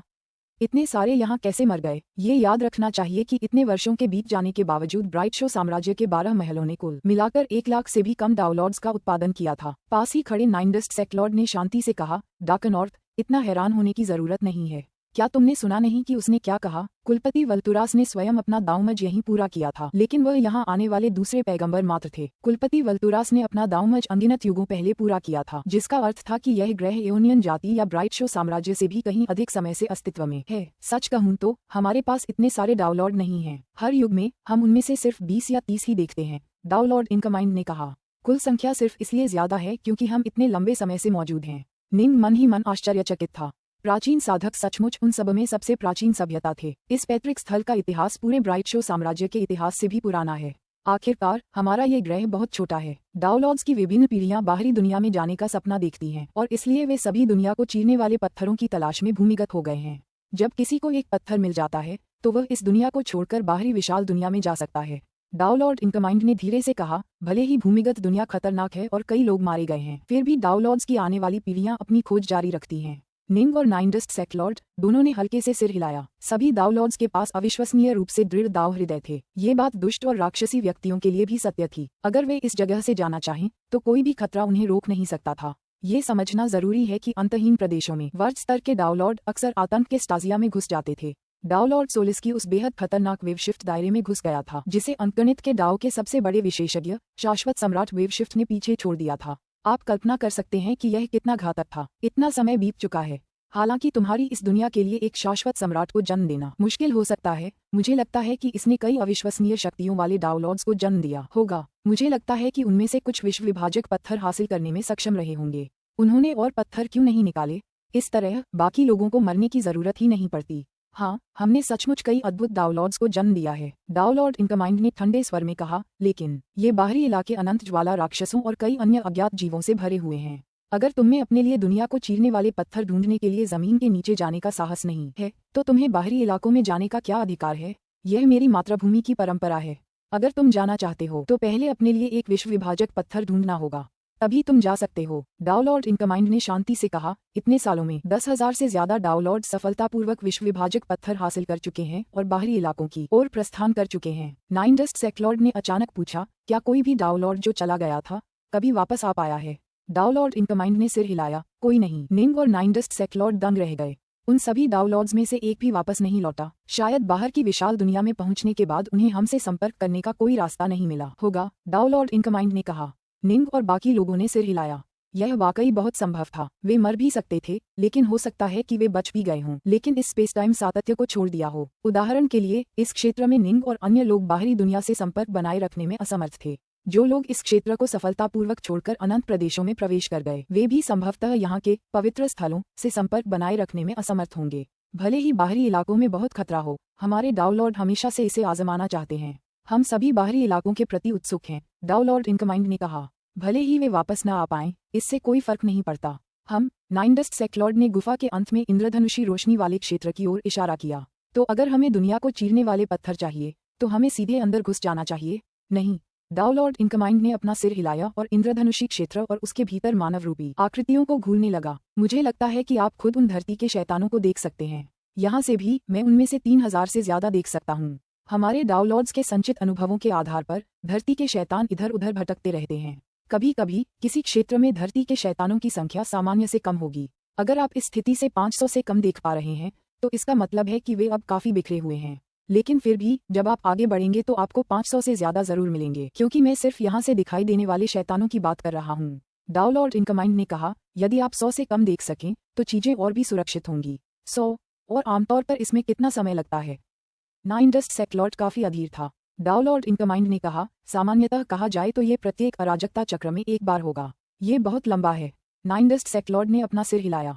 500 से कम, लगभग हर 10 लाख वर्ष में एक बार, डाउनलॉर्ड इनकमाइंड ने कहा। अभी भी बहुत समय है। नाइनडस्ट सेक्लॉर्ड वास्तव में तुरंत हमला करना चाहता था। अगर आप 1000 से कम समय तक इंतजार करना चाहते हैं तो 10,000 साल काफी होंगे, डाउनलॉर्ड इनकमाइंड ने कहा। लेकिन 1000, ये बेहद खतरनाक होगा। सिर्फ सबसे शक्तिशाली डाउनलॉर्ड्स के पास ही सफलता की संभावना होगी। नाइनडस्ट सेक्लॉर्ड ने निंग की ओर देखा। 10,000 साल, यह मुमकिन है। तुम्हारा क्या विचार है, डार्कनॉर्थ? निंग ने सिर हिलाया। मैं भी ज्यादा देर इंतजार नहीं करना चाहता। जब हमें 1000 से कम पृथ्वी के शैतान दिखाई देंगे तब हम अंदर जाएंगे। निंग अभी कुछ ही समय से प्रशिक्षण ले रहा था, जबकि निंडस्ट सेक्लॉर्ड प्राचीन साधकों की विरासत के प्रति उत्सुक था। नतीजतन दोनों में से कोई भी यहाँ ज्यादा देर नहीं रुकना चाहता था। उन्होंने बाहरी इलाकों में महीनों बिताए थे। उन्हें विश्व विभाजक पत्थर हासिल करने की अपनी क्षमता पर पूरा भरोसा था। पुस्तक 30, अध्याय 25, स्काईविंड्स लाइफ। पवित्र भूमि इस जगह पर नजर रखने के लिए लोगों को भेजेगी। डाउनलॉर्ड इनकमाइंड ने मुस्कुराते हुए कहा, आप मेरे साथ भूमिगत महल देखने आ सकते हैं, या आप हमारे ग्रह पर घूमकर इसे थोड़ा सा खोज सकते हैं। कोई जरूरत नहीं। नाइनडस्ट सेक्लॉर्ड ने शांति से कहा, मैं यहीं इंतजार करूंगा। हाँ, किसी को परेशान करने की कोई जरूरत नहीं है। हम दोनों यहीं इंतजार कर सकते हैं। निंग ने सहमति जताई। फिर उसने पास ही मौजूद स्काईविंड की ओर देखा। स्काईविंड, तुम बाहर जाकर कुछ खोजबीन और साहसिक कार्य कर सकते हो। अगर तलवार के दाव के बारे में तुम्हारे कोई सवाल हैं तो तुम मुझसे आकर बात कर सकते हो। दुनिया को चीरने वाला पत्थर हासिल करने के बाद मैं इस ग्रह को छोड़ दूंगा। तब तक तुम्हें खुद पर ही निर्भर रहना होगा। स्काईविंड ने आदरपूर्वक कहा, हाँ गुरु, सच कहूँ तो जब से आपने मुझे तलवार का ताव दिया है, पिछले कुछ दिनों में मुझे कई अंतर्दृष्टियां मिली हैं और मैं विश्व स्तर पर प्रवेश करने के लिए तैयार हूँ। स्काईविंड, पास ही खड़ा डाउनलॉर्ड इनकमाइंड मुस्कुराया। इस पवित्र भूमि में कई विश्व स्तरीय साधक हैं। वे यहाँ के विभिन्न डाउनलॉर्ड्स के शिष्य और सेवक हैं। अपनी सफलता प्राप्त करने के बाद आप उनके साथ युद्ध कर सकते हैं। आप जाकर उन विभिन्न तलवार दाव से भी सीख सकते हैं जिन्हें हमारे डाउनलॉर्ड्स की आने वाली पीढ़ियों ने पीछे छोड़ दिया है। समझ गया। स्काईविंड ने उत्साहित भाव दिखाया। पास खड़े निंग ने सहमति में सिर हिलाया। शिष्य, ये तुम्हारे लिए एक शानदार अवसर है, इसे हाथ से जाने मत देना। निंग और नाइनडस्ट सेक्लॉर्ड ने अपना बाकी समय चुपचाप भूमिगत ध्यान में बिताया, सही समय की प्रतीक्षा में। नाइनडस्ट सेक्लॉर्ड बस जमीन पर बैठा रहा, जबकि निंग अपनी टेम्पोरल एक्सेलरेशन कॉटेज का इस्तेमाल कर रहा था। सेक्लॉर्ड एक अड़चन में था और उसे इससे बाहर निकलने के लिए एक दिव्य दृष्टि की जरूरत थी। इसके विपरीत निंग हाल ही में दूसरे चरण का डाउनलॉर्ड बना था। उसे हर पल का पूरा लाभ उठाना था। उसी वर्ष स्काईविंड ने विश्व स्तरीय साधक बनने में सफलता प्राप्त की। अतीत में उसे कभी कोई अच्छा गुरु नहीं मिला था। वह अपनी साधना के लिए पूरी तरह अपनी प्राकृतिक प्रतिभा पर निर्भर रहा था। अब जब उसे निंग का मार्गदर्शन प्राप्त था तो चीजें बदल गईं। निंग उसके लिए एक आदर्श गुरु था। निंग द्वारा प्रदान की गई 5 तलवार कलाएं तलवार के दाव को विकसित करने के लिए 5 अलग अलग दिशाओं में आदर्श मार्गदर्शक थीं। हर 10 साल में वह आकर निंग से कोई न कोई सवाल जरूर पूछता था। वह अक्सर भूमिगत क्षेत्र छोड़कर पवित्र भूमि पर जाकर वहां के दूसरे विश्व स्तरीय साधकों से युद्ध भी करता था। उसकी हालत में भयानक गति से सुधार हो रहा है। ये बच्चा कौन है? मैंने इसे पहले कभी यहाँ नहीं देखा। उसका नाम स्काईविंड है। मैंने सुना है कि वह किसी पैगंबर का शिष्य है। एक पैगंबर? कोई आश्चर्य नहीं कि वह इतना प्रभावशाली है। मैंने सुना है कि सभी पैगंबर अविश्वसनीय रूप से शक्तिशाली होते हैं। उनका तलवार दाव सचमुच अविश्वसनीय है। मैंने किसी भी विश्व स्तरीय साधक को इतनी तेजी से सुधारते नहीं देखा। निंग के अस्थायी त्वरण खजाने की बदौलत स्काईविंड वाकई बहुत तेजी से विकसित हुआ। 3000 साल बाद वह एक उत्कृष्ट विश्व देवता बन गया था। लेकिन जाहिर है उसने वास्तव में स्पेस टाइम खजाने में लगभग 3 लाख त्वरित वर्ष बिताए थे। कोई आश्चर्य नहीं कि पैगंबर को वह पसंद आ गया। महापुरुष का अवतार दूर से स्काईविंड को घूर रहा था, जबकि स्काईविंड एक अन्य प्रतिद्वंद्वी से जूझ रहा था। अवतार ने सिर हिलाया। तलवारबाजी में उसकी प्रतिभा सचमुच प्रभावशाली है। इनकमाइंड, मेरे आदेशानुसार पवित्र भूमि में तलवार दाव की सभी विरासतें उसे उपलब्ध कराई जाएंगी। लेकिन ग्रैंड एल्डर डाउ लॉर्ड इनकमाइंड थोड़ा चौंका। स्काईविंड हमारी जाति का सदस्य है, महापुरुष ने मुस्कुराते हुए कहा। और इस तरह स्काईविंड को तलवारबाजी की कुछ बेजोड़ विरासतों तक पहुंच मिलनी शुरू हो गई। गुरुजी, आपके शिष्य को कुछ प्रश्न पूछने हैं। हर 10 साल में स्काईविंड आकर निंग से कुछ प्रश्न पूछता। हर बार निंग उसके प्रश्नों का उत्तर देता और उसकी मदद करने के लिए व्यक्तिगत रूप से उसके साथ अभ्यास भी करता। सच कहें तो निंग ने स्काईविंड के साथ अपने 2 अन्य शिष्यों ब्लूक्लिफ शियाओयू और ग्रीन बैम्बू की तुलना में कहीं ज्यादा समय बिताया था। हालांकि निंग का प्राइमल ट्विन और शियाओयू अक्सर त्रिलोक में मिलते थे, शियाओयू निंग से अलग थी। वह उस तरह की व्यक्ति नहीं थी जो साधना से पूरी तरह मंत्रमुग्ध हो। इसके विपरीत ग्रीन बैम्बू और स्काईविंड सच्चे साधक थे। गुरुजी, आपके शिष्य ने पवित्र भूमि की कई तलवारबाजी सीखी है। हर बार आप उनमें मौजूद विभिन्न कमियों को आसानी से उजागर कर पाए। स्काईविंड उलझन में पड़ गया। क्या मुझे ये तलवारबाजी सीखना बंद कर देना चाहिए? मैंने तुम्हें जो 5 तलवार कलाएं सिखाई हैं, वे तलवार के ताव को विकसित करने के 5 अलग अलग रास्ते हैं।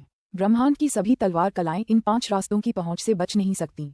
नीम हंसा। जितना ज्यादा तुम सीखोगे, उतना ही ज्यादा तुम्हें मेरी 5 तलवार कलाओं पर महारत हासिल करने में मदद मिलेगी। स्काईविंड को ज्ञान प्राप्त हुआ। सच तो ये है कि वह जितनी ज्यादा तलवार कलाओं का अध्ययन करता, अपने गुरु से उतना ही ज्यादा चकित होता। अनगिनत अराजकता चक्रों के दौरान पवित्र भूमि ने तलवार के दाव के कई दाव लॉर्ड्स को जन्म दिया था।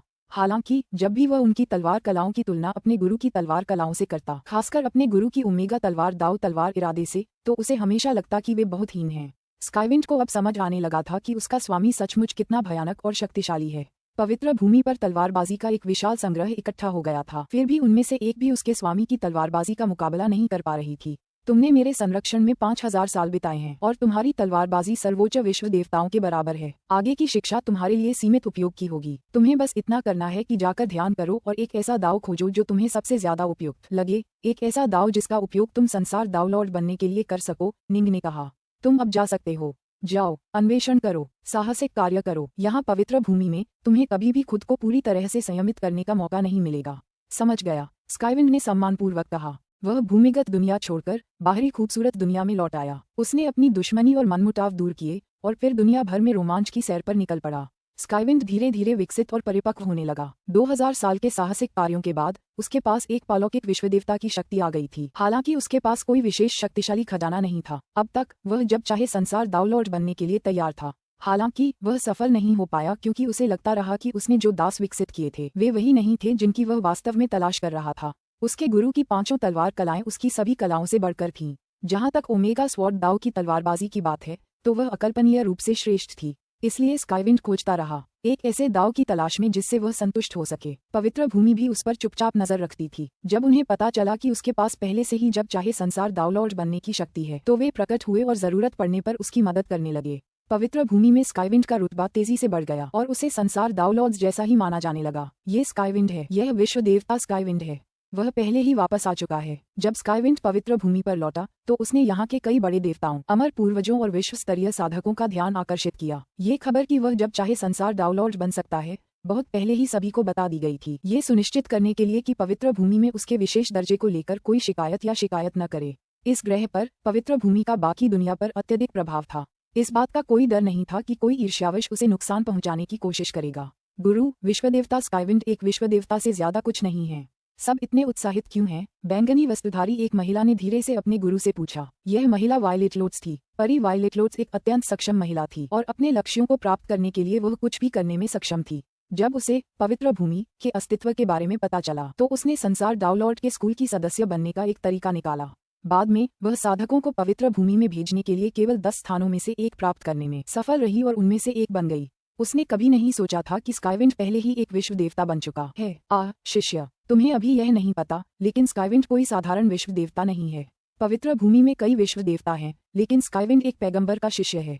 वह अविश्वसनीय रूप से शक्तिशाली भी है और तलवार के दाव में वह इतनी ऊंचाइयों तक पहुंच गया है कि जब चाहे संसार दाव लॉर्ड बन सकता है। उसके गुरु की आंखें उत्साह से चमक उठीं। क्या तुम्हें पता है, जिस गति से वह विश्व देवता बना और शक्ति की इतनी ऊंचाइयों तक पहुंचा, उसकी बराबरी पवित्र भूमि के इतिहास में केवल कुछ ही सबसे प्रसिद्ध दाव लॉर्ड कर सकते हैं। उसकी वर्तमान अंतर्दृष्टि और इस तथ्य को देखते हुए कि वह अभी भी कोई सफलता हासिल करने से इनकार कर रहा है, वह स्पष्ट रूप से अपने लिए एक और भी अधिक शक्तिशाली दाव विकसित करना चाहता है और एक पूरी तरह से प्रभावशाली दाव लॉर्ड बनना चाहता है। मैं उसके जैसे किसी व्यक्ति का अनुचर बनने के लिए पूरी तरह तैयार हूँ।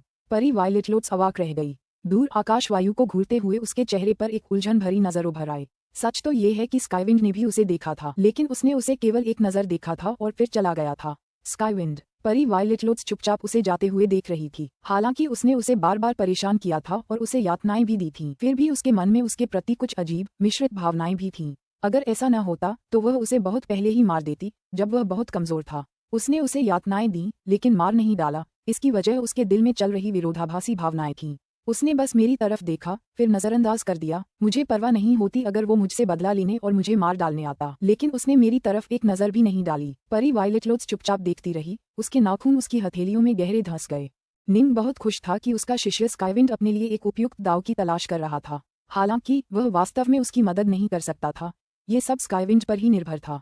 वह स्वयं अपने 5 सर्वोच्च दाव को तभी एक साथ जोड़ पाया था जब वह वैकल्पिक ब्रह्मांड के जेनेसिस लैंड्स में था। अंततः त्रिलोक में अपने माता पिता को पुनर्जीवित करने के बाद उसका हृदय शांत हो गया और वह अपने ओमेगा स्वॉर्ड दाव में महारत हासिल करने में सफल हो गया। उनके इस शिष्य का अपना मार्ग होगा। यदि उनका शिष्य भी ओमेगा स्वॉर्ड दाव के मार्ग पर चल पड़े तो भी प्रत्येक साधक का दाव कुछ मायनों में भिन्न और अद्वितीय होगा। कोई भी संसार दाव लॉर्ड किसी दूसरे के दाव की पूरी तरह से नकल या प्रशिक्षण नहीं ले सकता। केवल उनके द्वारा स्वयं निर्मित दाव ही उनके लिए आदर्श होगा। डार्कनॉर्थ, हमारा मौका आ गया है, नाइनडस्ट सेक्लॉर्ड ने कहा। हाँ, निंग अपने पैरों पर खड़ा हुआ और अपनी अस्थायी त्वरण कुटिया से बाहर चला गया। वे 12,000 साल से यहाँ इंतजार कर रहे थे। अब आखिरकार उनके लिए दुनिया को चीरने वाले पत्थर वापस लाने का समय आ गया था। पुस्तक 30, अध्याय 26, विश्व के केंद्र में युद्ध। पैगंबर, दाव लॉर्ड इनकमाइंड का असली शरीर इस पूरे समय यहीं था, उनकी जरूरतों को पूरा कर रहा था। जी निंग और नाइनडस्ट सेक्लॉर्ड को अपनी साधना रोकते देख उसने जल्दी से उनसे बात की। साथ ही दाववादी इनकमाइंड, निंग मुस्कुराया। अब समय आ गया है कि मैं और नाइनडस्ट इस जगह में प्रवेश करें और विश्व विभाजक पत्थरों की खोज करें। हमें देखने के लिए आपको कष्ट उठाने के लिए क्षमा करें। कोई परेशानी नहीं हुई। क्या तुम दोनों सचमुच अब और इंतजार करने को तैयार नहीं हो? दाव लॉर्ड इनकमाइंड उन्हें रोकने की कोशिश करने से खुद को नहीं रोक पाया। अगर तुम कुछ लाख साल चाहो तो पृथ्वी के शैतानों का घनत्व आधा हो सकता है और खतरा अभी के मुकाबले लगभग 10% रह जाएगा। नाइनडस्ट सेक्लॉर्ड ने शांति से कहा, अब और इंतजार करने की जरूरत नहीं है। डार्कनॉर्थ, चलो, चल दर। नाइनडस्ट सेक्लॉर्ड और निंग एक साथ प्रकाश की धारियों में परिवर्तित हो गए और उस विशाल इंद्रधनुषी क्षेत्र की ओर उड़ते हुए जमीन के नीचे गहरे तक पहुंच गए। उस इंद्रधनुषी क्षेत्र में कई मानव आकृतियां उड़ रही थीं। उनमें से प्रत्येक का शरीर लंबा और मांसल था। उन्होंने काला कवच पहना हुआ था और उनके चेहरे गहरे पीले रंग के थे। वे ऊंचे पहाड़ों जैसे लग रहे थे और उनसे दुनिया के ध्यान का आभास निकल रहा था। यह एक प्रकार का विचित्र प्राणी था जिसमें विशाल पृथ्वी जितनी ही शक्ति थी। वे ज्वाला दैत्यों से भिन्न थे। ज्वाला दैत्य अधिक हिंसक थे और उनके आक्रमण अधिक शक्तिशाली थे, जबकि पृथ्वी दैत्य हमेशा अपने ही क्षेत्र में रहते थे और पूरी दुनिया पर आक्रमण करने के लिए सक्रिय रूप से बाहर नहीं निकलते थे। हालांकि जो कोई भी उनके क्षेत्र में अतिक्रमण करने की हिम्मत करता उसे उनके निर्दयी प्रतिशोध का सामना करना पड़ता था। अरे, जैसे ही निंग और नाइनडस्ट सेक्लॉर्ड धरती के शैतानों के घर में उड़े, सभी जीव अचानक सतर्क हो गए। कुछ क्षण पहले वे बिल्कुल निश्चिंत थे।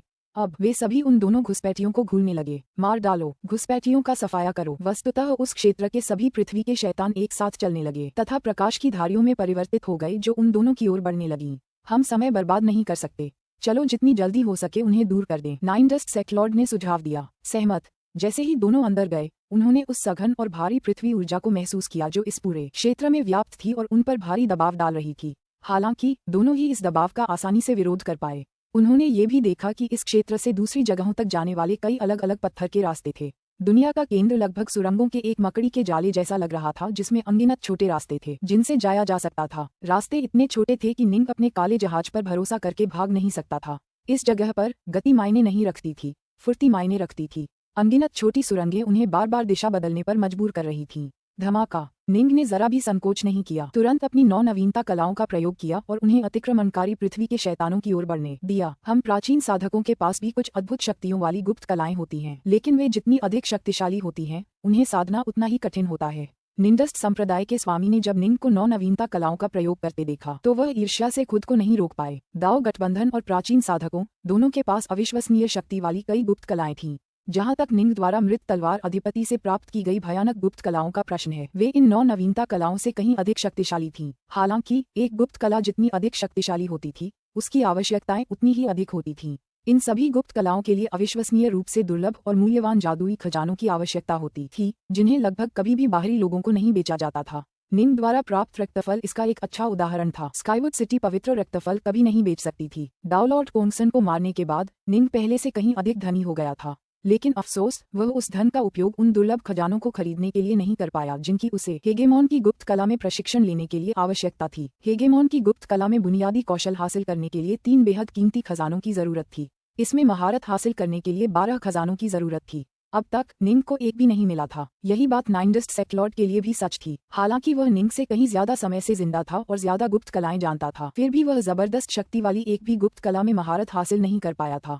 सच तो ये है कि दाओ लॉर्ड ओलगॉड की 9 नवीनता कलाएं दुर्लभ खजानों पर उतनी निर्भर नहीं थीं। दाओ बिजली और दाओ जल काफी कमजोर और सस्ते थे। इन 9 कलाओं की असली चतुराई इस बात में निहित थी कि दाओ लॉर्ड ओलगॉड ने उन्हें एक रसायन विद्या की तरह कैसे मिश्रित किया था, जिससे वह नवता वज्र और नवता जल को पूरी तरह से नियंत्रित कर सके। यह एक प्रकार की गुप्त कला थी जिसमें अपार शक्ति थी और साथ ही भौतिक संसाधनों की आवश्यकता भी कम थी, लेकिन वास्तव में इसका प्रशिक्षण अविश्वसनीय रूप से कठिन था। इसके लिए न केवल उन 9 विभिन्न प्रकार के दाव में पारंगत होना आवश्यक था, बल्कि रसायन विद्या में महागुरु स्तर तक पहुंचना भी आवश्यक था। तोड़ो निंग ने 3 सिर और 6 भुजाएं प्रकट की। अपनी 6 उत्तरधनुष तलवारें अपने हाथों में ले लीं। वह पूरी तरह से एक ब्लैक होल में बदल गया, जिससे हमलावर पृथ्वी के शैतानों के लिए उसका कुछ भी करना मुश्किल हो गया। वार तलवार की रोशनी ने एक पृथ्वी दैत्य का सीना चीर दिया। कुछ ही क्षणों बाद पृथ्वी दैत्य का शरीर अचानक एक विशाल धमाके के साथ फट गया।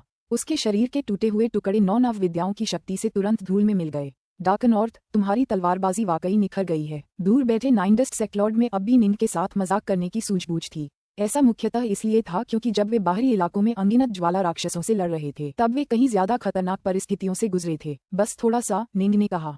निंग ने पिछले 12,000 वर्षों से अपने लौकिक त्वरण खजाने का उपयोग किया था, जिसे उसने लगभग पूरी तरह से साधना में बिताया था। हालांकि रक्तबूंद तलवार इरादे के अलावा, जिसे उसने काफी समय पहले तोड़ दिया था, उसके अन्य 4 प्रकार के तलवार इरादों में जरा भी सुधार नहीं हुआ था। नतीजतन वह पहले से ज्यादा शक्तिशाली नहीं था। हालांकि उसका ओमेगा तलवार दाव रक्तबूंद अब पहले से 2 गुना शक्तिशाली था। अगर वह समग्र रूप से सुधार करना चाहता था तो उसे सभी 5 तलवार इरादों को सफलता प्राप्त करने और फिर अपने तीसरे चरण के ओमेगा तलवार दाव में एक साथ विलय करने की आवश्यकता होगी। धमाका धमाका धमाका। धरती के शैतानों ने भारी हथियारों जैसे कि कुल्हाड़ी, हथौड़े और भारी डंडों का इस्तेमाल किया। उन्होंने क्रूर शक्ति से हमला किया और हालांकि निंग का पलड़ा भारी था, फिर भी उसे हर टक्कर सहना मुश्किल लग रहा था। चलो भागते हैं, मान गया। पृथ्वी के दानवों की लड़ाई की बुनियादी समझ मिलने के बाद दोनों के दिल भारी हो गए। वे पृथ्वी के दानवों को अस्थायी रूप से नष्ट करने में सक्षम थे, लेकिन ज्वाला दैत्यों की तरह ही उनके भी अभेद्य रूप थे। उनसे आमने सामने लड़ने से दोनों साधकों की गति बहुत धीमी हो जाती और ये जीव एक साथ इकट्ठा होने पर ज्वाला दैत्यों से भी ज्यादा खतरनाक थे। सौभाग्य से उनकी संख्या अपेक्षाकृत कम थी। फुफकार। दोनों ने चपलता का इस्तेमाल करते हुए रास्ता रोकते हुए भागने की कोशिश की और वे तेजी से अनगिनत जाल जैसी सुरंगों से गुजर गए। वे दोनों ज्वाला दैत्यों से तेज थे और इसलिए धीमे पृथ्वी दैत्यों से काफी तेज थे। मार डालो। जैसे जैसे वे भागते गए, युद्ध की आवाजों से और भी पृथ्वी के शैतान आकर्षित होते गए और सीधे उनकी ओर झपट पड़े।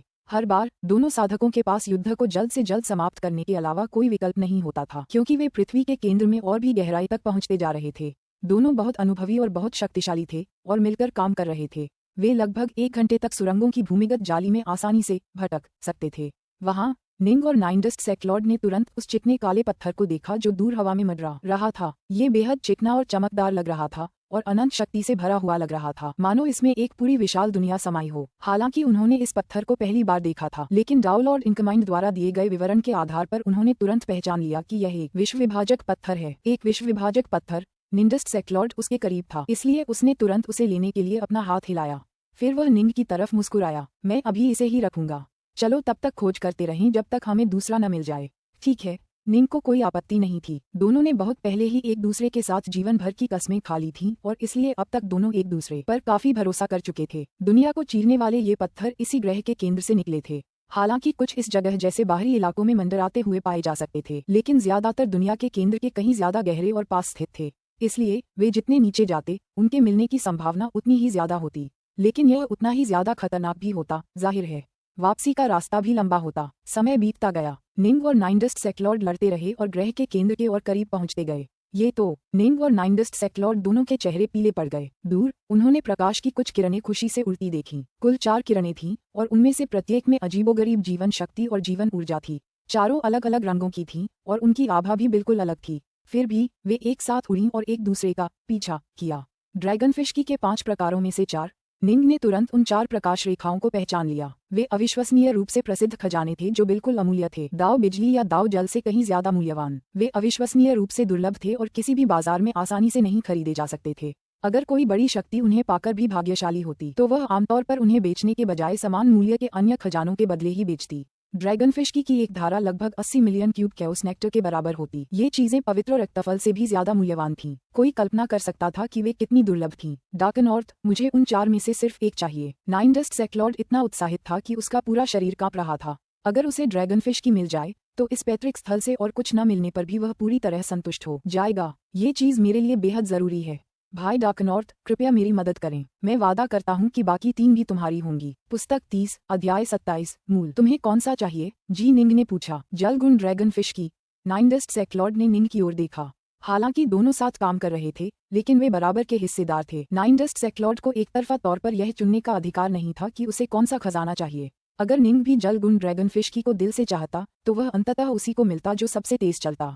नाइनडस्ट सेक्लॉर्ड को अपनी संभावनाओं पर पूरा भरोसा नहीं था, क्योंकि निंग की 9 नवीनता कलाएं वाकई बहुत शक्तिशाली थीं। अगर निंग खजानों की खोज में उन सभी 9 का इस्तेमाल करता तो उसकी संभावनाएं शायद ज्यादा होती। सच कहूं तो मैं भी जल गुण वाली ड्रैगनफिश की हासिल करना चाहता हूं।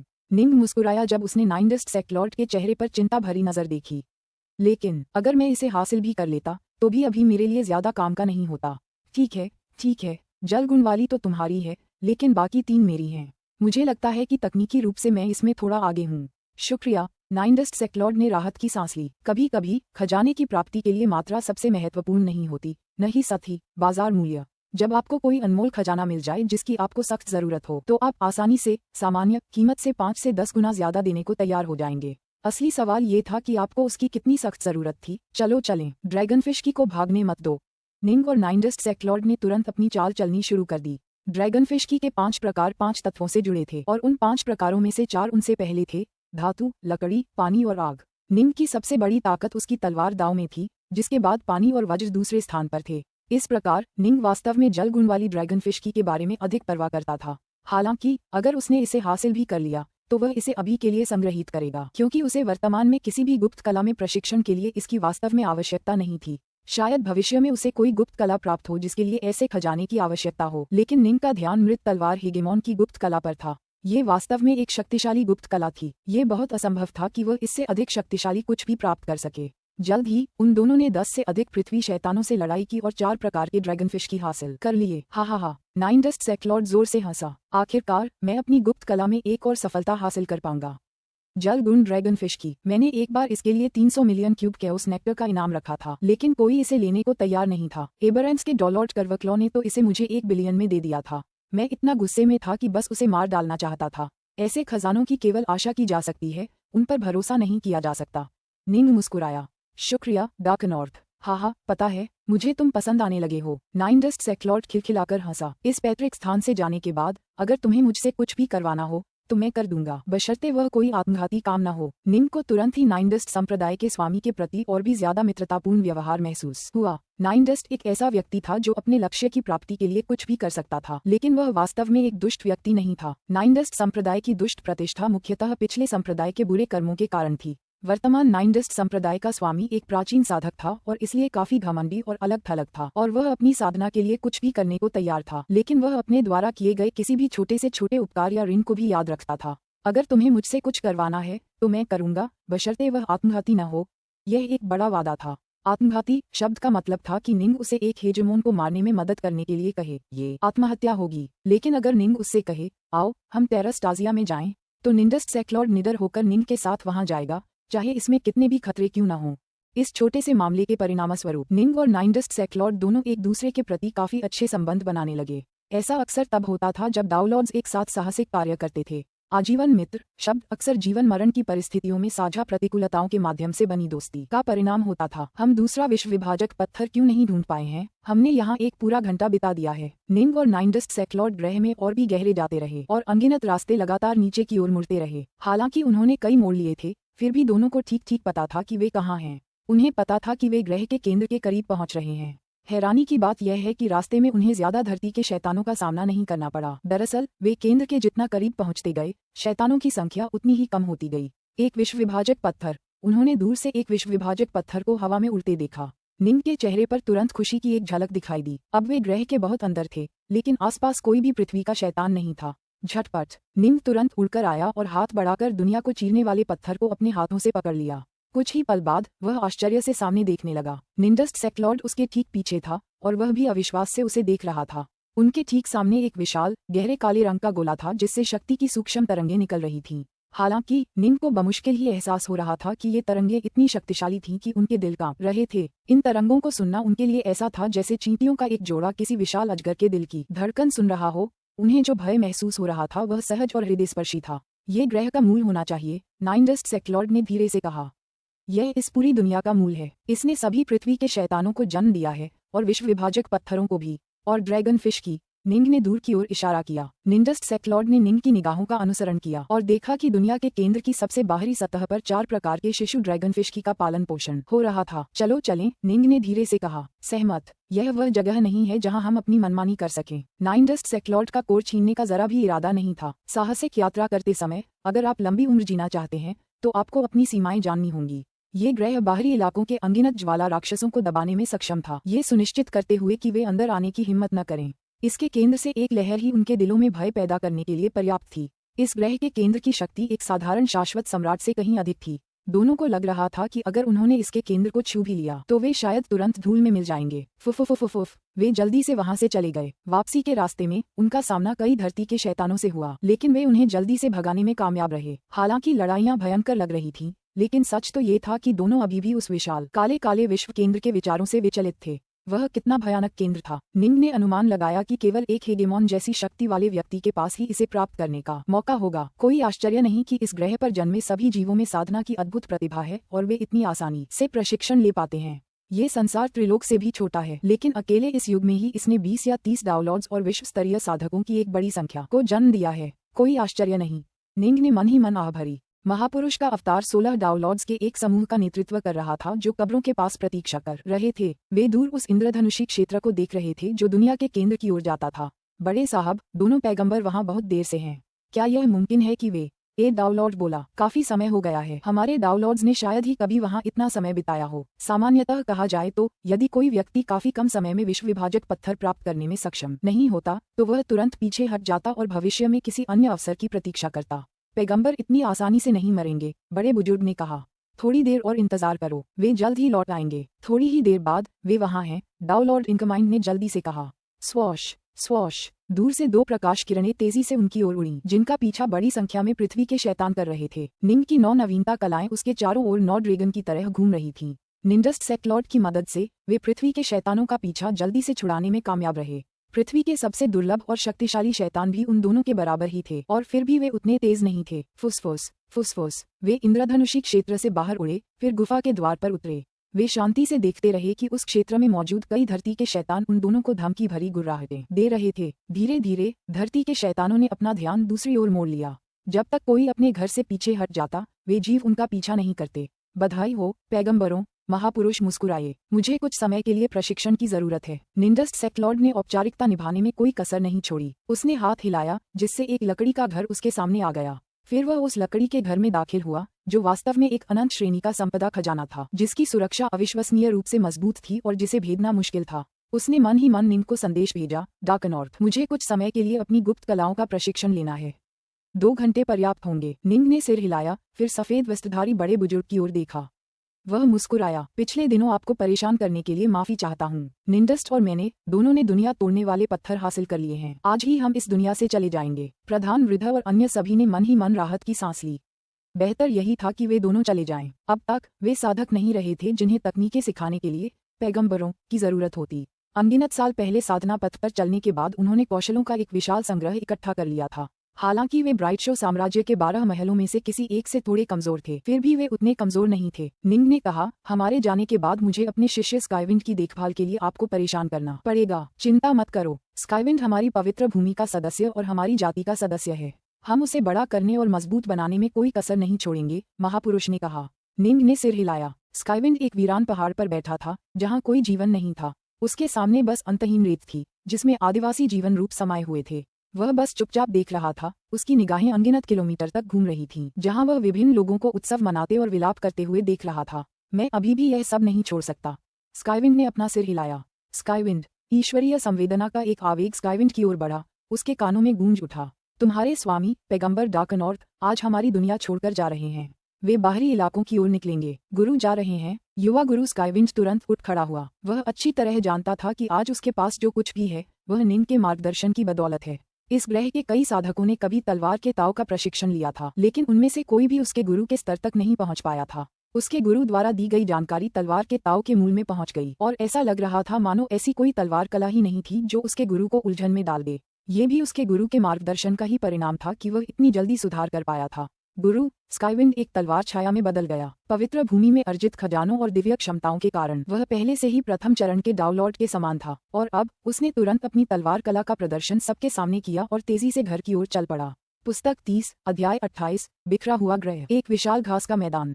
यहाँ ग्रैंड एल्डर डाउनलॉर्ड्स और स्काईविंड के एक समूह का नेतृत्व करते हुए जी निंग और नाइनडस्ट सेक्लॉर्ड को विदाई दे रहे थे। गुरु स्काईविंड ने निंग की ओर देखा। सचमुच उससे अलग होने को तैयार नहीं था। निंग ने उससे कभी कुछ नहीं मांगा था और इस पूरे समय पूरे दिल से उसकी मदद की थी। उसके पिता ने स्वॉर्डमास्टर ईस्टवॉइड को उसे सिखाने के लिए कई महंगे उपहार दिए थे, लेकिन स्वॉर्डमास्टर एक विश्व स्तरीय साधक से ज्यादा कुछ नहीं था, और अंत में उसने स्काईविंड को शिष्य के रूप में स्वीकार भी नहीं किया था। निंग की तुलना में स्वॉर्डमास्टर ईस्टवॉइड कुछ भी नहीं था। हाँ, स्काईविंड, अगर किस्मत ने चाहा तो हम भविष्य में फिर मिलेंगे। निंग मुस्कुराया। ठीक है। स्काईविंड ने भारी स्वर में सिर हिलाया। चलो चलें। निंग ने पास खड़े नाइनडस्ट सेक्लॉर्ड की तरफ देखा, जिसने अपने होंठ भींचकर मुस्कुरा दिया। मैंने कोई शिष्य नहीं लिया। मैं जब चाहूं जा सकता हूँ। स्वूश स्वूश। स्काईविंड और अन्य डाउनलॉर्ड्स ने देखा कि वे तुरंत हवा में उछल गए और तेजी से आसमान में गैसीय अवरोधों पर टूट पड़े। स्काईविंड ने निंग को आंखों में आंसू लिए दूर कहीं गायब होते देखा। क्या उसे अपने मालिक से दोबारा मिलने का मौका कभी मिलेगा? तुम्हारा स्वामी डार्कनॉर्थ बहुत बहुत शक्तिशाली है। महापुरुष ने स्काईविंड के कंधों पर प्यार से थपथपाया। स्काईविंड, अगर तुम उससे आगे निकलना चाहते हो तो तुम्हें भी शक्तिशाली बनना होगा, वरना तुम इतने शक्तिशाली कैसे बन पाओगे कि दूर दराज के इलाकों में जाकर उसकी तलाश कर सको? मैं समझ गया। स्काईविंड ने सिर हिलाया। निंग और नाइनडस्ट सेक्लॉर्ड 9 गैसीय अवरोधों से गुजरे। अंततः पूरे ग्रह के आसपास के खाली क्षेत्र में वापस आ गए। क्या अद्भुत जगह है। नाइनडस्ट सेक्लॉर्ड ने नीचे की ओर देखा। इस अकेले छोटे से ग्रह ने वास्तव में इतने साधकों को जन्म दिया है कि प्रत्येक युग में 20 से 30 डाउनलॉर्ड्स होते हैं। इस अकेले ग्रह की शक्ति का स्तर कई क्षेत्रों के संयुक्त स्तर के बराबर है। यह मेरी प्राचीन जाति के पूर्वज स्थल के रूप में अपनी प्रतिष्ठा पर खरा उतरता है। जरूरी नहीं कि यह ग्रह तुम्हारे पूर्वजों से जुड़ा हो। निंग ने बाहर की ओर देखा। कोई दिशा चुनो। उनके आसपास का इलाका विशाल और खाली था। इस खाली जगह के पार अनगिनत पत्थर के रास्ते थे जो अलग अलग दिशाओं में खुलते थे। ये पत्थर के रास्ते आग की लपटों से भरे हुए थे। कोई बस कल्पना ही कर सकता था कि उनमें कितने ज्वाला राक्षस मौजूद थे। हर दिशा एक जैसी लग रही है। हम उधर इसी दिशा से आए हैं, तो चलो विपरीत रास्ता लेते हैं। नाइनडस्ट सेक्लॉर्ड ने ग्रह के दूसरी ओर इशारा किया। तुमने मेरे मन की बात पढ़ ली। निंग मुस्कुराया, फिर हाथ हिलाया और एक काला उड़ने वाला जहाज दिखाया। दोनों तुरंत उस जहाज में सवार हो गए। झट, ये जहाज तुरंत प्रकाश की गति से 100 गुना तेज हो गया और ग्रह से दूर चला गया। ये पूरा पैतृक स्थल, जिसमें वे जिस ग्रह पर थे वह भी शामिल था, आयामी रूप से बंद था, जिससे किसी भी प्रकार का टेलीपोर्टेशन या पलक झपकना संभव नहीं था। लो, शुरू हो गया। निंग और नाइनडस्ट सेक्लॉर्ड दोनों पत्थर के रास्ते की ओर देखते रहे और उसके करीब पहुंचते गए। सफ़र। काला जहाज पत्थर की एक सुरंग में और उसकी धधकती लपटों में गोता लगा गया। जब उन्होंने दूर एक ज्वाला राक्षस देखा तो निंग और नाइनडस्ट सेक्लॉर्ड दोनों ने तुरंत अपने विश्व विभाजक पत्थरों का इस्तेमाल किया। Swish swish. उनके कवच और उनके हथियार सब काले प्रकाश से चमक रहे थे, जो विश्व विभाजक पत्थर के प्रभाव से ढके हुए थे। मार डालो। दूर से आया ज्वाला दानव उन पर हमला करते हुए दहाड़ा और एक अदृश्य कंपन भी छोड़ा। जल्द ही दूर से कई और ज्वाला दानव प्रकट हुए और उन दोनों पर उग्रता से हमला करने लगे। डार्कनॉर्थ, मेरी इस गुप्त कला पर एक नजर डालो। नाइनडस्ट सेक्लॉर्ड हंसा। उसका शरीर तुरंत पानी जैसी रोशनी के एक पर्दे से चमकने लगा जो लगभग ठोस लग रहा था, मानो उसके आसपास के क्षेत्र में लहरें प्रकट हो गई हों। गहरी नीली लहरें बेतहाशा टकराने लगीं और लहरें उसके पार फैल गईं। हमलावर ज्वाला राक्षसों से टकराने लगीं। ज्वाला राक्षस लड़खड़ाते हुए पीछे की ओर गिर पड़े क्योंकि उनकी गति अचानक कम हो गई थी। निंग को भी रोशनी के पानी जैसे पर्दे ने घेर लिया था। निंग ने पर्दे को छूने के लिए हाथ बढ़ाया और जैसे ही उसने ऐसा किया उसे एक जबरदस्त शक्ति का एहसास हुआ। आप क्या सोचते हैं? नाइनडस्ट सेक्लॉर्ड ने आत्मसंतुष्ट होकर पूछा। यह मेरी गुप्त कला की तरह ही शक्तिशाली है। निंग ने प्रशंसापूर्वक सिर हिलाकर कहा। हाँ, मेरी यह रिपल वाटर गुप्त कला मेरी जाति के एक शाश्वत सम्राट ने बनाई थी। मैं जल के दाव में निपुण हूँ, इसलिए मैंने बहुत पहले ही इस गुप्त कला का प्रशिक्षण लेना शुरू कर दिया था। आज ही मैंने इसमें महारत हासिल की है। नाइनडस्ट सेक्लॉर्ड का मूड काफी अच्छा था। मैं अभी तीसरे चरण का दाव लॉर्ड हूँ। एक बार जब मैं चौथे चरण का दाव लॉर्ड बन जाऊंगा और समझ के और भी ऊंचे स्तर पर पहुंच जाऊंगा तो मेरी रिपल वाटर कला और भी मजबूत हो जाएगी। हाँ, जब मैं अपने साथियों से लड़ूंगा तो मैं उन्हें धीमा करने के लिए इस गुप्त कला से शुरुआत करूंगा। हे, निंग ने चिढ़ाते हुए कहा, ऐसा लगता है कि जिस तरह से मैंने तुम्हें दबाने के लिए अपनी गुप्त कलाओं का इस्तेमाल किया उसे तुमने सचमुच दिल से लिया है। तुम्हारी गुप्त कलाओं ने मुझे बहुत परेशान कर दिया। नाइन डस्ट सेक्लॉर्ड भी हंस पड़ा। क्या तुम्हें मेरी नई सफलता से जलन हो रही है? हाँ, अगर मुझे अभी अंतहीन प्रदेशों में वापस भी जाना पड़े तो मुझे कोई पछतावा नहीं होगा। जैसे जैसे वे बातें करते गए धीमे धीमे ज्वाला राक्षस उनके चारों ओर इकट्ठा होकर उन पर हमला करने लगे। पहले वे ज्वाला राक्षसों को इतनी बड़ी संख्या में इकट्ठा होने की हिम्मत कभी नहीं करते थे। अब जब उनके पास विश्व विभाजक पत्थर थे तो वे खुद उन पत्थरों को परखना चाहते थे, इसलिए उन्हें कोई आपत्ति नहीं थी। भले ही उन्हें 100 से अधिक ज्वाला राक्षसों का सामना करना पड़े, लेकिन उनके लिए बच निकलना बहुत कठिन नहीं होगा, भले ही उनके पास विश्व विभाजक पत्थर न हो। मर जाओ। निंग अपने 3 सिर वाले 6 भुजाओं वाले रूप में बदल गया। उसके हाथों में 6 उत्तरधनुष तलवारें थीं और हर एक पर विश्व विभाजक पत्थर की शक्ति की एक परत चढ़ी हुई थी। स्विश! तलवार की रोशनी हवा में चीखती हुई सीधे ज्वाला राक्षसों को चीरती हुई उनके शरीरों में बड़े बड़े घाव कर गई और उनमें छेद कर दिए। जिन ज्वाला राक्षसों के कवच में छुरा घोंपा गया था वे सभी दयनीय शक्तिहीन चीखें निकालने लगे। उनकी आंखें धुंधली और धुंधली हो गईं और उनकी आभा तेजी से लुप्त हो गई। वे गर्मी के सूरज की तपिश में पिघलती बर्फ की तरह थे। कुछ ज्वाला राक्षसों को स्पष्ट रूप से केवल छोटे छोटे घाव लगे थे, लेकिन वे गायब हो गए और उनके शरीर आग की लपटों में बिखर गए, फिर कभी पुनर्जन्म नहीं लेने के लिए। जब भी वे विश्व विभाजक पत्थरों की ऊर्जा से छुए जाते हैं तो वे मर जाते हैं। निंग और नाइन डस्ट सेक्लॉर्ड इन पत्थरों की शक्ति देखकर हैरान रह गए। ऐसा लग रहा था मानो ये ज्वाला राक्षसों के लिए एक स्वाभाविक प्रतिकार था। जब तक आप उनके कवच को भेदकर उन्हें घायल कर सकते थे वे निश्चित रूप से नष्ट हो जाते। इससे चीजें आसान हो जाएंगी। यह मेरे विचार से 100 गुना सरल होगा। निंग और नाइन डस्ट सेक्लॉर्ड दोनों प्रसन्न हुए और वे तेजी से तेज गति से आगे बढ़ने लगे। समय बीतता गया दिन ब दिन और वे दोनों एक के बाद एक जलती हुई पत्थर की सुरंगों से गुजरते रहे। कुछ न मिलने पर आखिरकार उन्होंने उन विशाल पत्थर के गलियारों में से एक में प्रवेश करने का फैसला किया जो 10 लाख किलोमीटर चौड़े थे। पहले ये जगहें उनके लिए जानलेवा थीं। अब जब उनके पास दुनिया को चीर देने वाले पत्थर थे तो वे उन्हें आजमा सकते थे। इन गलियारों में ज्वाला दैत्यों की भयानक संख्या थी, जिनमें से प्रत्येक समूह हजारों में और कुछ दसियों हजारों में थे। अपनी गुप्त कलाओं और विश्व विभाजक पत्थरों के समर्थन के बावजूद उन्हें आगे बढ़ना अविश्वसनीय रूप से कठिन लगा। ये लाखों किलोमीटर लंबी सुरंगें ही मुख्य मार्ग हैं। हालांकि वे खतरों से घिरे हुए थे और अक्सर उन्हें अपनी जान बचाने के लिए संघर्ष करना पड़ता था, फिर भी उन्हें जल्द ही इन विशाल सुरंगों में रहने के फायदे का एहसास हो गया। छोटी सुरंगें मकड़ी के जाले की तरह मुड़ी हुई और टेढ़ी मेढ़ी थीं, जिससे किसी एक दिशा में आगे बढ़ना मुश्किल हो जाता था। हालांकि ये सभी मुख्य मार्ग सीधे एक दूसरे से जुड़े हुए थे, जिससे उन्हें किसी खास दिशा में आगे बढ़ने के लिए मुड़ने की जरूरत नहीं पड़ती थी। सावधान! धमाका! निंग ने नाइन डस्ट सेक्लॉर्ड को एक चौप रोकने में मदद की, लेकिन परिणामस्वरूप वह उड़ गया। नाइन डस्ट सेक्लॉर्ड ने एक दाव सील को मार गिराया।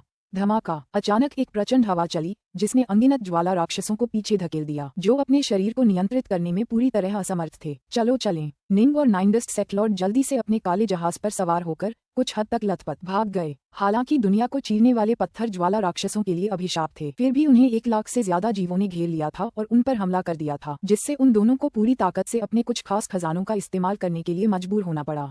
धमाक! उड़ता हुआ जहाज विशाल पत्थर के गलियारे से बाहर निकल आया। एक खाली क्षेत्र, एक और खाली क्षेत्र। निंग और नाइन डस्ट सेक्लॉर्ड दोनों बहुत खुश थे। हालांकि उन्होंने उस बेहद चौड़े गलियारे में सिर्फ 12 घंटे बिताए थे, फिर भी वे 3 बार लगभग मर ही गए थे। हर बार वे सिर्फ अपनी दाव मुहरों की बदौलत बच पाए थे।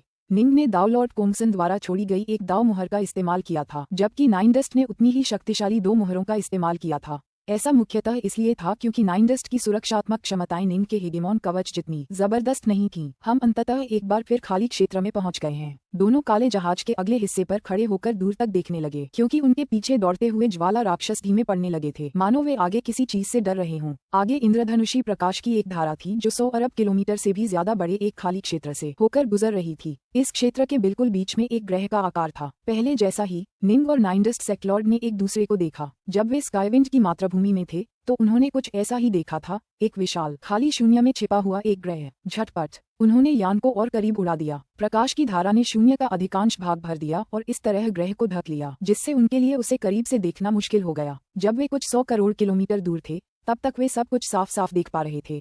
इंद्रधनुषी रोशनी में उन्होंने एक पूरी तरह से तबाह ग्रह देखा जो अनगिनत घावों से ढका हुआ था। उसके बगल में एक और टूटे हुए ग्रह के 2 विशाल टुकड़े हवा में तैर रहे थे। ये टूट गया है। दोनों ने अविश्वास से तबाह ग्रह को देखा। पुस्तक 30 अध्याय 29 सुनहरी रेत। टूटे हुए ग्रह से अभी भी उच्च शक्ति की आभा निकल रही थी, लेकिन वह फिर कभी किसी के लिए खतरा पैदा नहीं कर सकेगा। ये कैसे चकनाचूर हो सकता था? नाइन डस्ट सेटलॉर्ड को यकीन नहीं हो रहा था। कोई शाश्वत सम्राट भी ऐसी चीज को नष्ट नहीं कर सकता था। केवल एक हेजमोन ही ऐसा कर सकता था। क्या कोई हेजमोन यहाँ आकर इस ग्रह को नष्ट कर सकता था? जी निंग ने कहा, चलो सतह पर उतरकर देखते हैं। ठीक है, शायद कुछ बचे हुए खजाने हों। नाइन डस्ट सेटलॉर्ड ने सहमति जताई। दोनों ही बहुत उत्सुक थे। किस प्रकार की शक्ति ने ऐसे ग्रह को नष्ट किया होगा? ये समझना होगा कि पहले ग्रह का भी ऐसा ही आभामंडल था और उस पर किसी भी समय 20 से 3 डोलोड्स मौजूद थे। साथ ही भयानक संख्या में पृथ्वी के शैतान भी थे। इतने शक्तिशाली ग्रह को यूं ही नष्ट नहीं किया जा सकता था। स्वूश स्वूश, दोनों तेजी से ग्रह के करीब उड़ गए। सावधान, चलो यहीं रुकते हैं। दोनों ने एक साथ आगे खतरे को भांप लिया और रुकते हुए एक दूसरे को चेतावनी दी। इंद्रधनुषी प्रकाश। निंग और नाइन डस्ट सेटलॉर्ड दोनों अपने सामने इंद्रधनुषी प्रकाश को घूर रहे थे। यह इंद्रधनुषी प्रकाश ग्रह सहित 100 अरब किलोमीटर के क्षेत्र में फैला हुआ था। ये वास्तव में किसी और की शेष उपस्थिति और आभा है। कितना भयानक! निंग स्तब्ध रह गया। दूर से तो उन्हें कुछ भी नजर नहीं आया था, लेकिन पास जाने पर उन्हें इंद्रधनुषी रोशनी की बेहद एकाकी और संयमित आभा का एहसास हुआ और वे चौंक गए। ये बिल्कुल भी प्रकाश नहीं है, ये ऊर्जा की तरंगें हैं। ध्यान से देखने पर निंग को एहसास हुआ कि यह बिखरी हुई ऊर्जा तरंगों की एक धारा थी जो कभी नष्ट नहीं होगी। किसी अकल्पनीय रूप से शक्तिशाली शक्ति ने अंतरिक्ष से हमला किया होगा और इस ग्रह को टुकड़े टुकड़े कर दिया होगा, जिससे ये चकनाचूर हो गया होगा। उस प्रहार से बची हुई शक्ति के अवशेष इस इंद्रधनुषी प्रकाश का रूप ले चुके हैं और तब से यहाँ मौजूद हैं। नाइन डस्ट सेटलॉर्ड ने ध्यान से देखा, फिर इंद्रधनुषी प्रकाश के एक खास हिस्से की ओर इशारा किया। वहाँ इंद्रधनुषी प्रकाश ज्यादा सघन है। संभवतः उस महाशक्ति ने उसी दिशा से अपना आक्रमण शुरू किया होगा। निंग ने सहमति में सिर हिलाया। यह वाकई एक बड़ी ताकत का घातक प्रहार था और इसमें अनंत काल की गंध थी। प्रश्नाधीन प्रमुख शक्ति संभवतः एक हेगेमॉन थी या उसके आसपास की, नाइन डस्ट सेटलॉर्ड ने कहा। हालांकि इतना समय बीत जाने के बाद उसके प्रहार के अवशेषों में ज्यादा शक्ति नहीं बची होगी। पहले मुझे इसे आजमा लेने दो। बोलते हुए उसने अपना दाहिना हाथ, जो 1000 किलोमीटर से भी ज्यादा दूर तक फैला था, इंद्रधनुषी रोशनी से होकर गुजरा। चटक चटक चटक, इंद्रधनुषी रोशनी में बची हुई ऊर्जा तुरंत नाइन डस्ट सेटलॉर्ड की बांह की ओर दबने लगी। इससे उसका चेहरा थोड़ा सख्त हो गया। कैसा रहा? निंग ने पूछा। ज्यादा बुरा नहीं है। आखिरकार ये बस थोड़ी सी बची हुई शक्ति है। मुझे लगता है कि ये हमारी गुप्त कलाओं के बराबर ही है, नाइन डस्ट सेटलॉर्ड ने कहा। हम दोनों इसे झेल सकते हैं। निंग ने राहत की सांस ली, फिर विस्मय से कहा, असंख्य युग पहले किए गए एक प्रहार की अवशिष्ट शक्ति अभी भी हमारी गुप्त कलाओं के बराबर है। ये कौन सी शक्ति है? चलो इस ग्रह को देखते हैं। हालांकि यह टूट गया है, फिर भी हमें यहाँ कुछ अच्छा मिल सकता है, नाइन डस्ट सेटलॉर्ड ने मुस्कुराते हुए कहा। चलो चलें। निंग और नाइन डस्ट सेटलॉर्ड दोनों सावधानी से इंद्रधनुषी रोशनी में उड़े। इंद्रधनुषी रोशनी के भीतर की ऊर्जा परतों में लिपटी हुई थी और उसमें छिपी हुई अंतर्धाराएं थीं। निंग ने अपनी नवनवीनता कलाओं को सक्रिय किया और उनकी रक्षा के लिए यिन यांग तलवार क्षेत्र का निर्माण किया, जबकि नाइन डस्ट सेटलॉर्ड ने अपनी रिपल वाटर गुप्त कला का उपयोग किया। दोनों मिलकर इंद्रधनुषी रोशनी की दमनकारी शक्ति का बमुश्किल प्रतिरोध कर पाए। ये दोनों टूटे हुए हिस्से बहुत बड़े हैं, नाइन डस्ट सेटलॉर्ड ने आह भरते हुए कहा। दोनों हिस्सों में से एक 80 करोड़ किलोमीटर लंबा था, जबकि दूसरा 5 करोड़ किलोमीटर से भी ज्यादा लंबा था। निंग और नाइन डस्ट सेटलॉर्ड उस जर्जर ग्रह पर उतरे। उसकी हालत बेहद खराब थी। उस पर कोई भी जीव नहीं था, न ही कोई ज्वाला दैत्य, न ही कोई पृथ्वी दैत्य या कोई और अजीब जीव। कितना वीरान! चलो जमीन के नीचे चलते हैं और इसके केंद्र को देखते हैं। जिस ग्रह पर स्काईविंड रहता था, वहाँ एक ऐसा केंद्र था जो दुनिया को तोड़ने वाले पत्थरों, ड्रैगनफिश की और ऐसी ही दूसरी चीजों को जन्म दे सकता था। स्वाभाविक रूप से दोनों को भी इस ग्रह के केंद्र में काफी दिलचस्पी थी। स्वूश स्वूश, ये देखते हुए कि पूरा ग्रह वास्तव में 2 विशाल टुकड़ों में बिखर गया था, कोई भी कल्पना कर सकता था कि इसकी हालत कितनी खराब थी। परिणामस्वरूप दोनों सीधे ग्रह के केंद्र में उड़ने में सक्षम थे। ग्रह का केंद्र भी चकनाचूर हो गया है। यहाँ ऐसा कुछ भी नहीं है जो नए खजानों को जन्म दे सके, निंग ने कहा। उसने अपनी निगाहों से उस क्षेत्र को देखा, लेकिन दुनिया को चीरने वाले पत्थरों या ड्रैगनफिश की जैसा कोई खजाना नहीं ढूंढ पाया। डार्क नॉर्थ, इस बार तुम गलत हो। ग्रह का केंद्र अपने आप में एक खजाना है। देखो, नाइन डस्ट सेटलॉर्ड ने केंद्र में दूर एक दरार की ओर इशारा किया। उस दरार से भारी मात्रा में सुनहरी रेत रिस रही है। इस ग्रह के केंद्र से रिसने वाली कोई भी चीज असाधारण से बढ़कर कुछ भी नहीं हो सकती। निंग हंसा, फिर सिर हिलाया। असल समस्या ये थी कि वहाँ सुनहरी रेत बहुत ज्यादा थी। पूरा कोर फट गया था, जिससे उस सुनहरी रेत का ज्यादातर हिस्सा बाहर फैल गया था। बिखरी हुई रेत का ये क्षेत्र 10 करोड़ किलोमीटर से भी ज्यादा के क्षेत्र में फैला हुआ था। मैं अभी भी नहीं समझ पा रहा हूँ कि यह सुनहरा दलदल क्या है। नाइन डस्ट सेटलॉर्ड ने जमीन पर पड़े दलदल की एक मुट्ठी को पकड़ने की कोशिश की। कुछ ही पल बाद उसका चेहरा पीला पड़ गया। उसने जोर से खींचा, जिससे करोड़ों किलोमीटर के दायरे में फैली सारी सुनहरी रेत हल्की सी हिल गई। लेकिन अफसोस कि वह उसे अपनी ओर खींच नहीं पाया। नाइन डस्ट, तुम इस रेत का एक मुट्ठी भर भी नहीं उठा सकते? निंग ने जो देखा उससे वह चौंक गया। फिर वह मजाक करते हुए हंसा, क्योंकि उसे खुद एहसास होने लगा था कि यह सुनहरी रेत कितनी खास और अनोखी है। तुम खुद इसका परीक्षण क्यों नहीं करते? नाइन डस्ट सेक्लॉर्ड ने निंग को कड़ी नजर से देखा। निंग ने भी हाथ बढ़ाया। उसके लिए रेत में उंगलियां डालना तो आसान था, लेकिन जब उसने मुट्ठी भर रेत निकालने की कोशिश की तो उसे लगा जैसे रेत किसी पूरी चीज का हिस्सा हो। धमाका। हालांकि निंग ने अपनी पूरी ताकत लगा दी थी, फिर भी वह उस जगह की रेत को सिर्फ थोड़ा सा हिला पाया। वह रेत को बाहर निकालने में बिल्कुल भी सक्षम नहीं था। ये भी नहीं कर सकते, है ना? नाइन डस्ट सेक्लॉर्ड मुस्कुराया। निंग ने कहा, यह मुझे पत्थर के रास्तों की याद दिलाता है। जब हमने पत्थरों को काटने की कोशिश की तो हमें पूरे रास्ते से एक प्रतिबल निकलता हुआ महसूस हुआ। ठीक है, नाइन डस्ट सेक्लॉर्ड ने सिर हिलाया। जब हम मुट्ठी भर रेत बटोरने की कोशिश करते हैं तो इस पूरे इलाके की सारी रेत हमसे लड़ने लगती है। नाइन डस्ट सेक्लॉर्ड ने अचानक एक बार फिर हाथ बढ़ाया। मुझे रेत का एक कण चखने दो। रेत के ये कण लगभग एक नाखून के आकार के थे, साधारण रेत से कहीं ज्यादा बड़े। नाइन डस्ट सेक्लॉर्ड ने अपनी पूरी ताकत से खींचते हुए एक घुरघुराहट भरी। धमाका। वह रेत का एक कण अपने हाथों में खींचने में कामयाब रहा। अब मुझे 2 कोशिश करने दो। नाइन डस्ट सेक्लॉर्ड और निंग दोनों ही ग्रह के केंद्र की रेत का उत्सुकता से विश्लेषण कर रहे थे। चूंकि इस रेत ने पूरे केंद्र को भर दिया था, इसलिए ये केंद्र का मुख्य तत्व होना ही था। बिना क्षतिग्रस्त हुए ग्रह के केंद्र में इतनी शक्ति होनी चाहिए थी कि वह उन दोनों को केवल एक मामूली झटके से ही नष्ट कर दे। ये लगभग अविश्वसनीय था कि वे इतनी शक्तिशाली एक ऐसे केंद्र को खोजने में कामयाब रहे जो पूरी तरह से रक्षाहीन था। ऐसा कोई भी तरीका नहीं था जिससे दोनों ऐसे अवसर को यूं ही गंवा देते। कुछ समय बाद उन्होंने पाया कि जितनी ज्यादा रेत वे एक साथ बाहर निकालने की कोशिश करेंगे, बाकी रेत की प्रतिरोधक क्षमता उतनी ही ज्यादा होगी। कठिनाई का स्तर तेजी से बढ़ जाएगा। अगर हम धीरे धीरे इस चीज को एक एक दाना उठाते रहें तो हमें बहुत समय लग जाएगा। देखते हैं मैं इसे अपनी तलवार से काट सकता हूँ या नहीं। निंग ने एक उत्तर धनुष तलवार निकाली। हाँ, अगर आप इसे छोटे छोटे टुकड़ों में काट सकें तो ये बहुत आसान हो जाएगा। नाइन डस्ट सेक्लॉर्ड पीछे खड़े होकर देखने लगा। काट। निंग ने 3 सिर 6 भुजाएं प्रकट होकर अपनी 6 भुजाओं से एक ही उत्तर धनुष तलवार को जकड़ लिया, फिर अपना सबसे शक्तिशाली प्रहार किया। ओमेगा स्वॉर्ड दाव स्वर्गभंजक। धमाका। तलवार निहत्थे रेत में धंस गई, लेकिन जब वह और गहराई में गई और उसका एक टुकड़ा काटने की कोशिश की तो उसे रोकने के लिए अचानक एक अदृश्य शक्ति का स्रोत प्रकट हुआ। निंग की तलवार की शक्ति मानो दलदल में धंस गई हो, जो अंतहीन रेत में पूरी तरह समा गई हो और बस कुछ कंपन पैदा कर रही हो। काम नहीं करेगा। निंग ने सिर हिलाया। मैं इसे काट नहीं सकता। मैं तो इतना भी मजबूत नहीं हूँ। मालिक, मालिक, अरे गुरुजी। एक के बाद एक स्पष्ट बच्चों जैसी आवाजें गूंजी और 6 प्यारे बच्चे प्रकट हुए। सभी निंग को आंखें फाड़े देखते रहे। तुम 6 लोग बाहर क्यों आए हो? निंग हंसा। ये 6 उत्तरधनुष की 6 तलवारों की तलवार आत्माएं थीं। ये जीवन रक्त हथियार थे, इसलिए ये निंग की आत्मा और सार से जुड़े थे। निंग खुद को लगभग उनका पिता ही मानता था। गुरु, सुनहरी रेत। पहली उत्तरधनुष तलवार। बॉस उत्तरधनुष ने जल्दी से सुनहरी रेत के बहाव की ओर इशारा किया। वह सुनहरी रेत हमारे लिए बहुत महत्वपूर्ण है। हम इसे महसूस कर सकते हैं। क्या आप इसे हमें दे सकते हैं? तुम्हारे लिए बहुत जरूरी। निंग तुरंत समझ गया। जीवनदायी हथियारों को विकसित होना जरूरी था, लेकिन साधारण चीजें उनके किसी काम की नहीं थीं। जाहिर है सुनहरी रेत ने उनकी रुचि खींच ली थी। हाँ। 6 बच्चों ने एक साथ सिर हिलाया। पास ही खड़े नाइन डस्ट सेक्लॉर्ड ने मजे से देखा। तुम्हारे पास सचमुच 6 लाइफ ब्लड तलवारें हैं। बुरी नहीं, डार्क नॉर्थ। निंग को अभी उससे मजाक करने में कोई दिक्कत नहीं थी। उसने 6 बच्चों से कहा, लेकिन मेरे लिए सुनहरी रेत की कटाई या खनन का कोई रास्ता नहीं है। जरूरत नहीं है मालिक, बस हमें इसमें डाल दीजिए। हाँ, हमें भी इसमें डाल दो। हम इसे अपने अंदर समाहित कर लें। सभी 6 बच्चे निंग को घूरते रहे।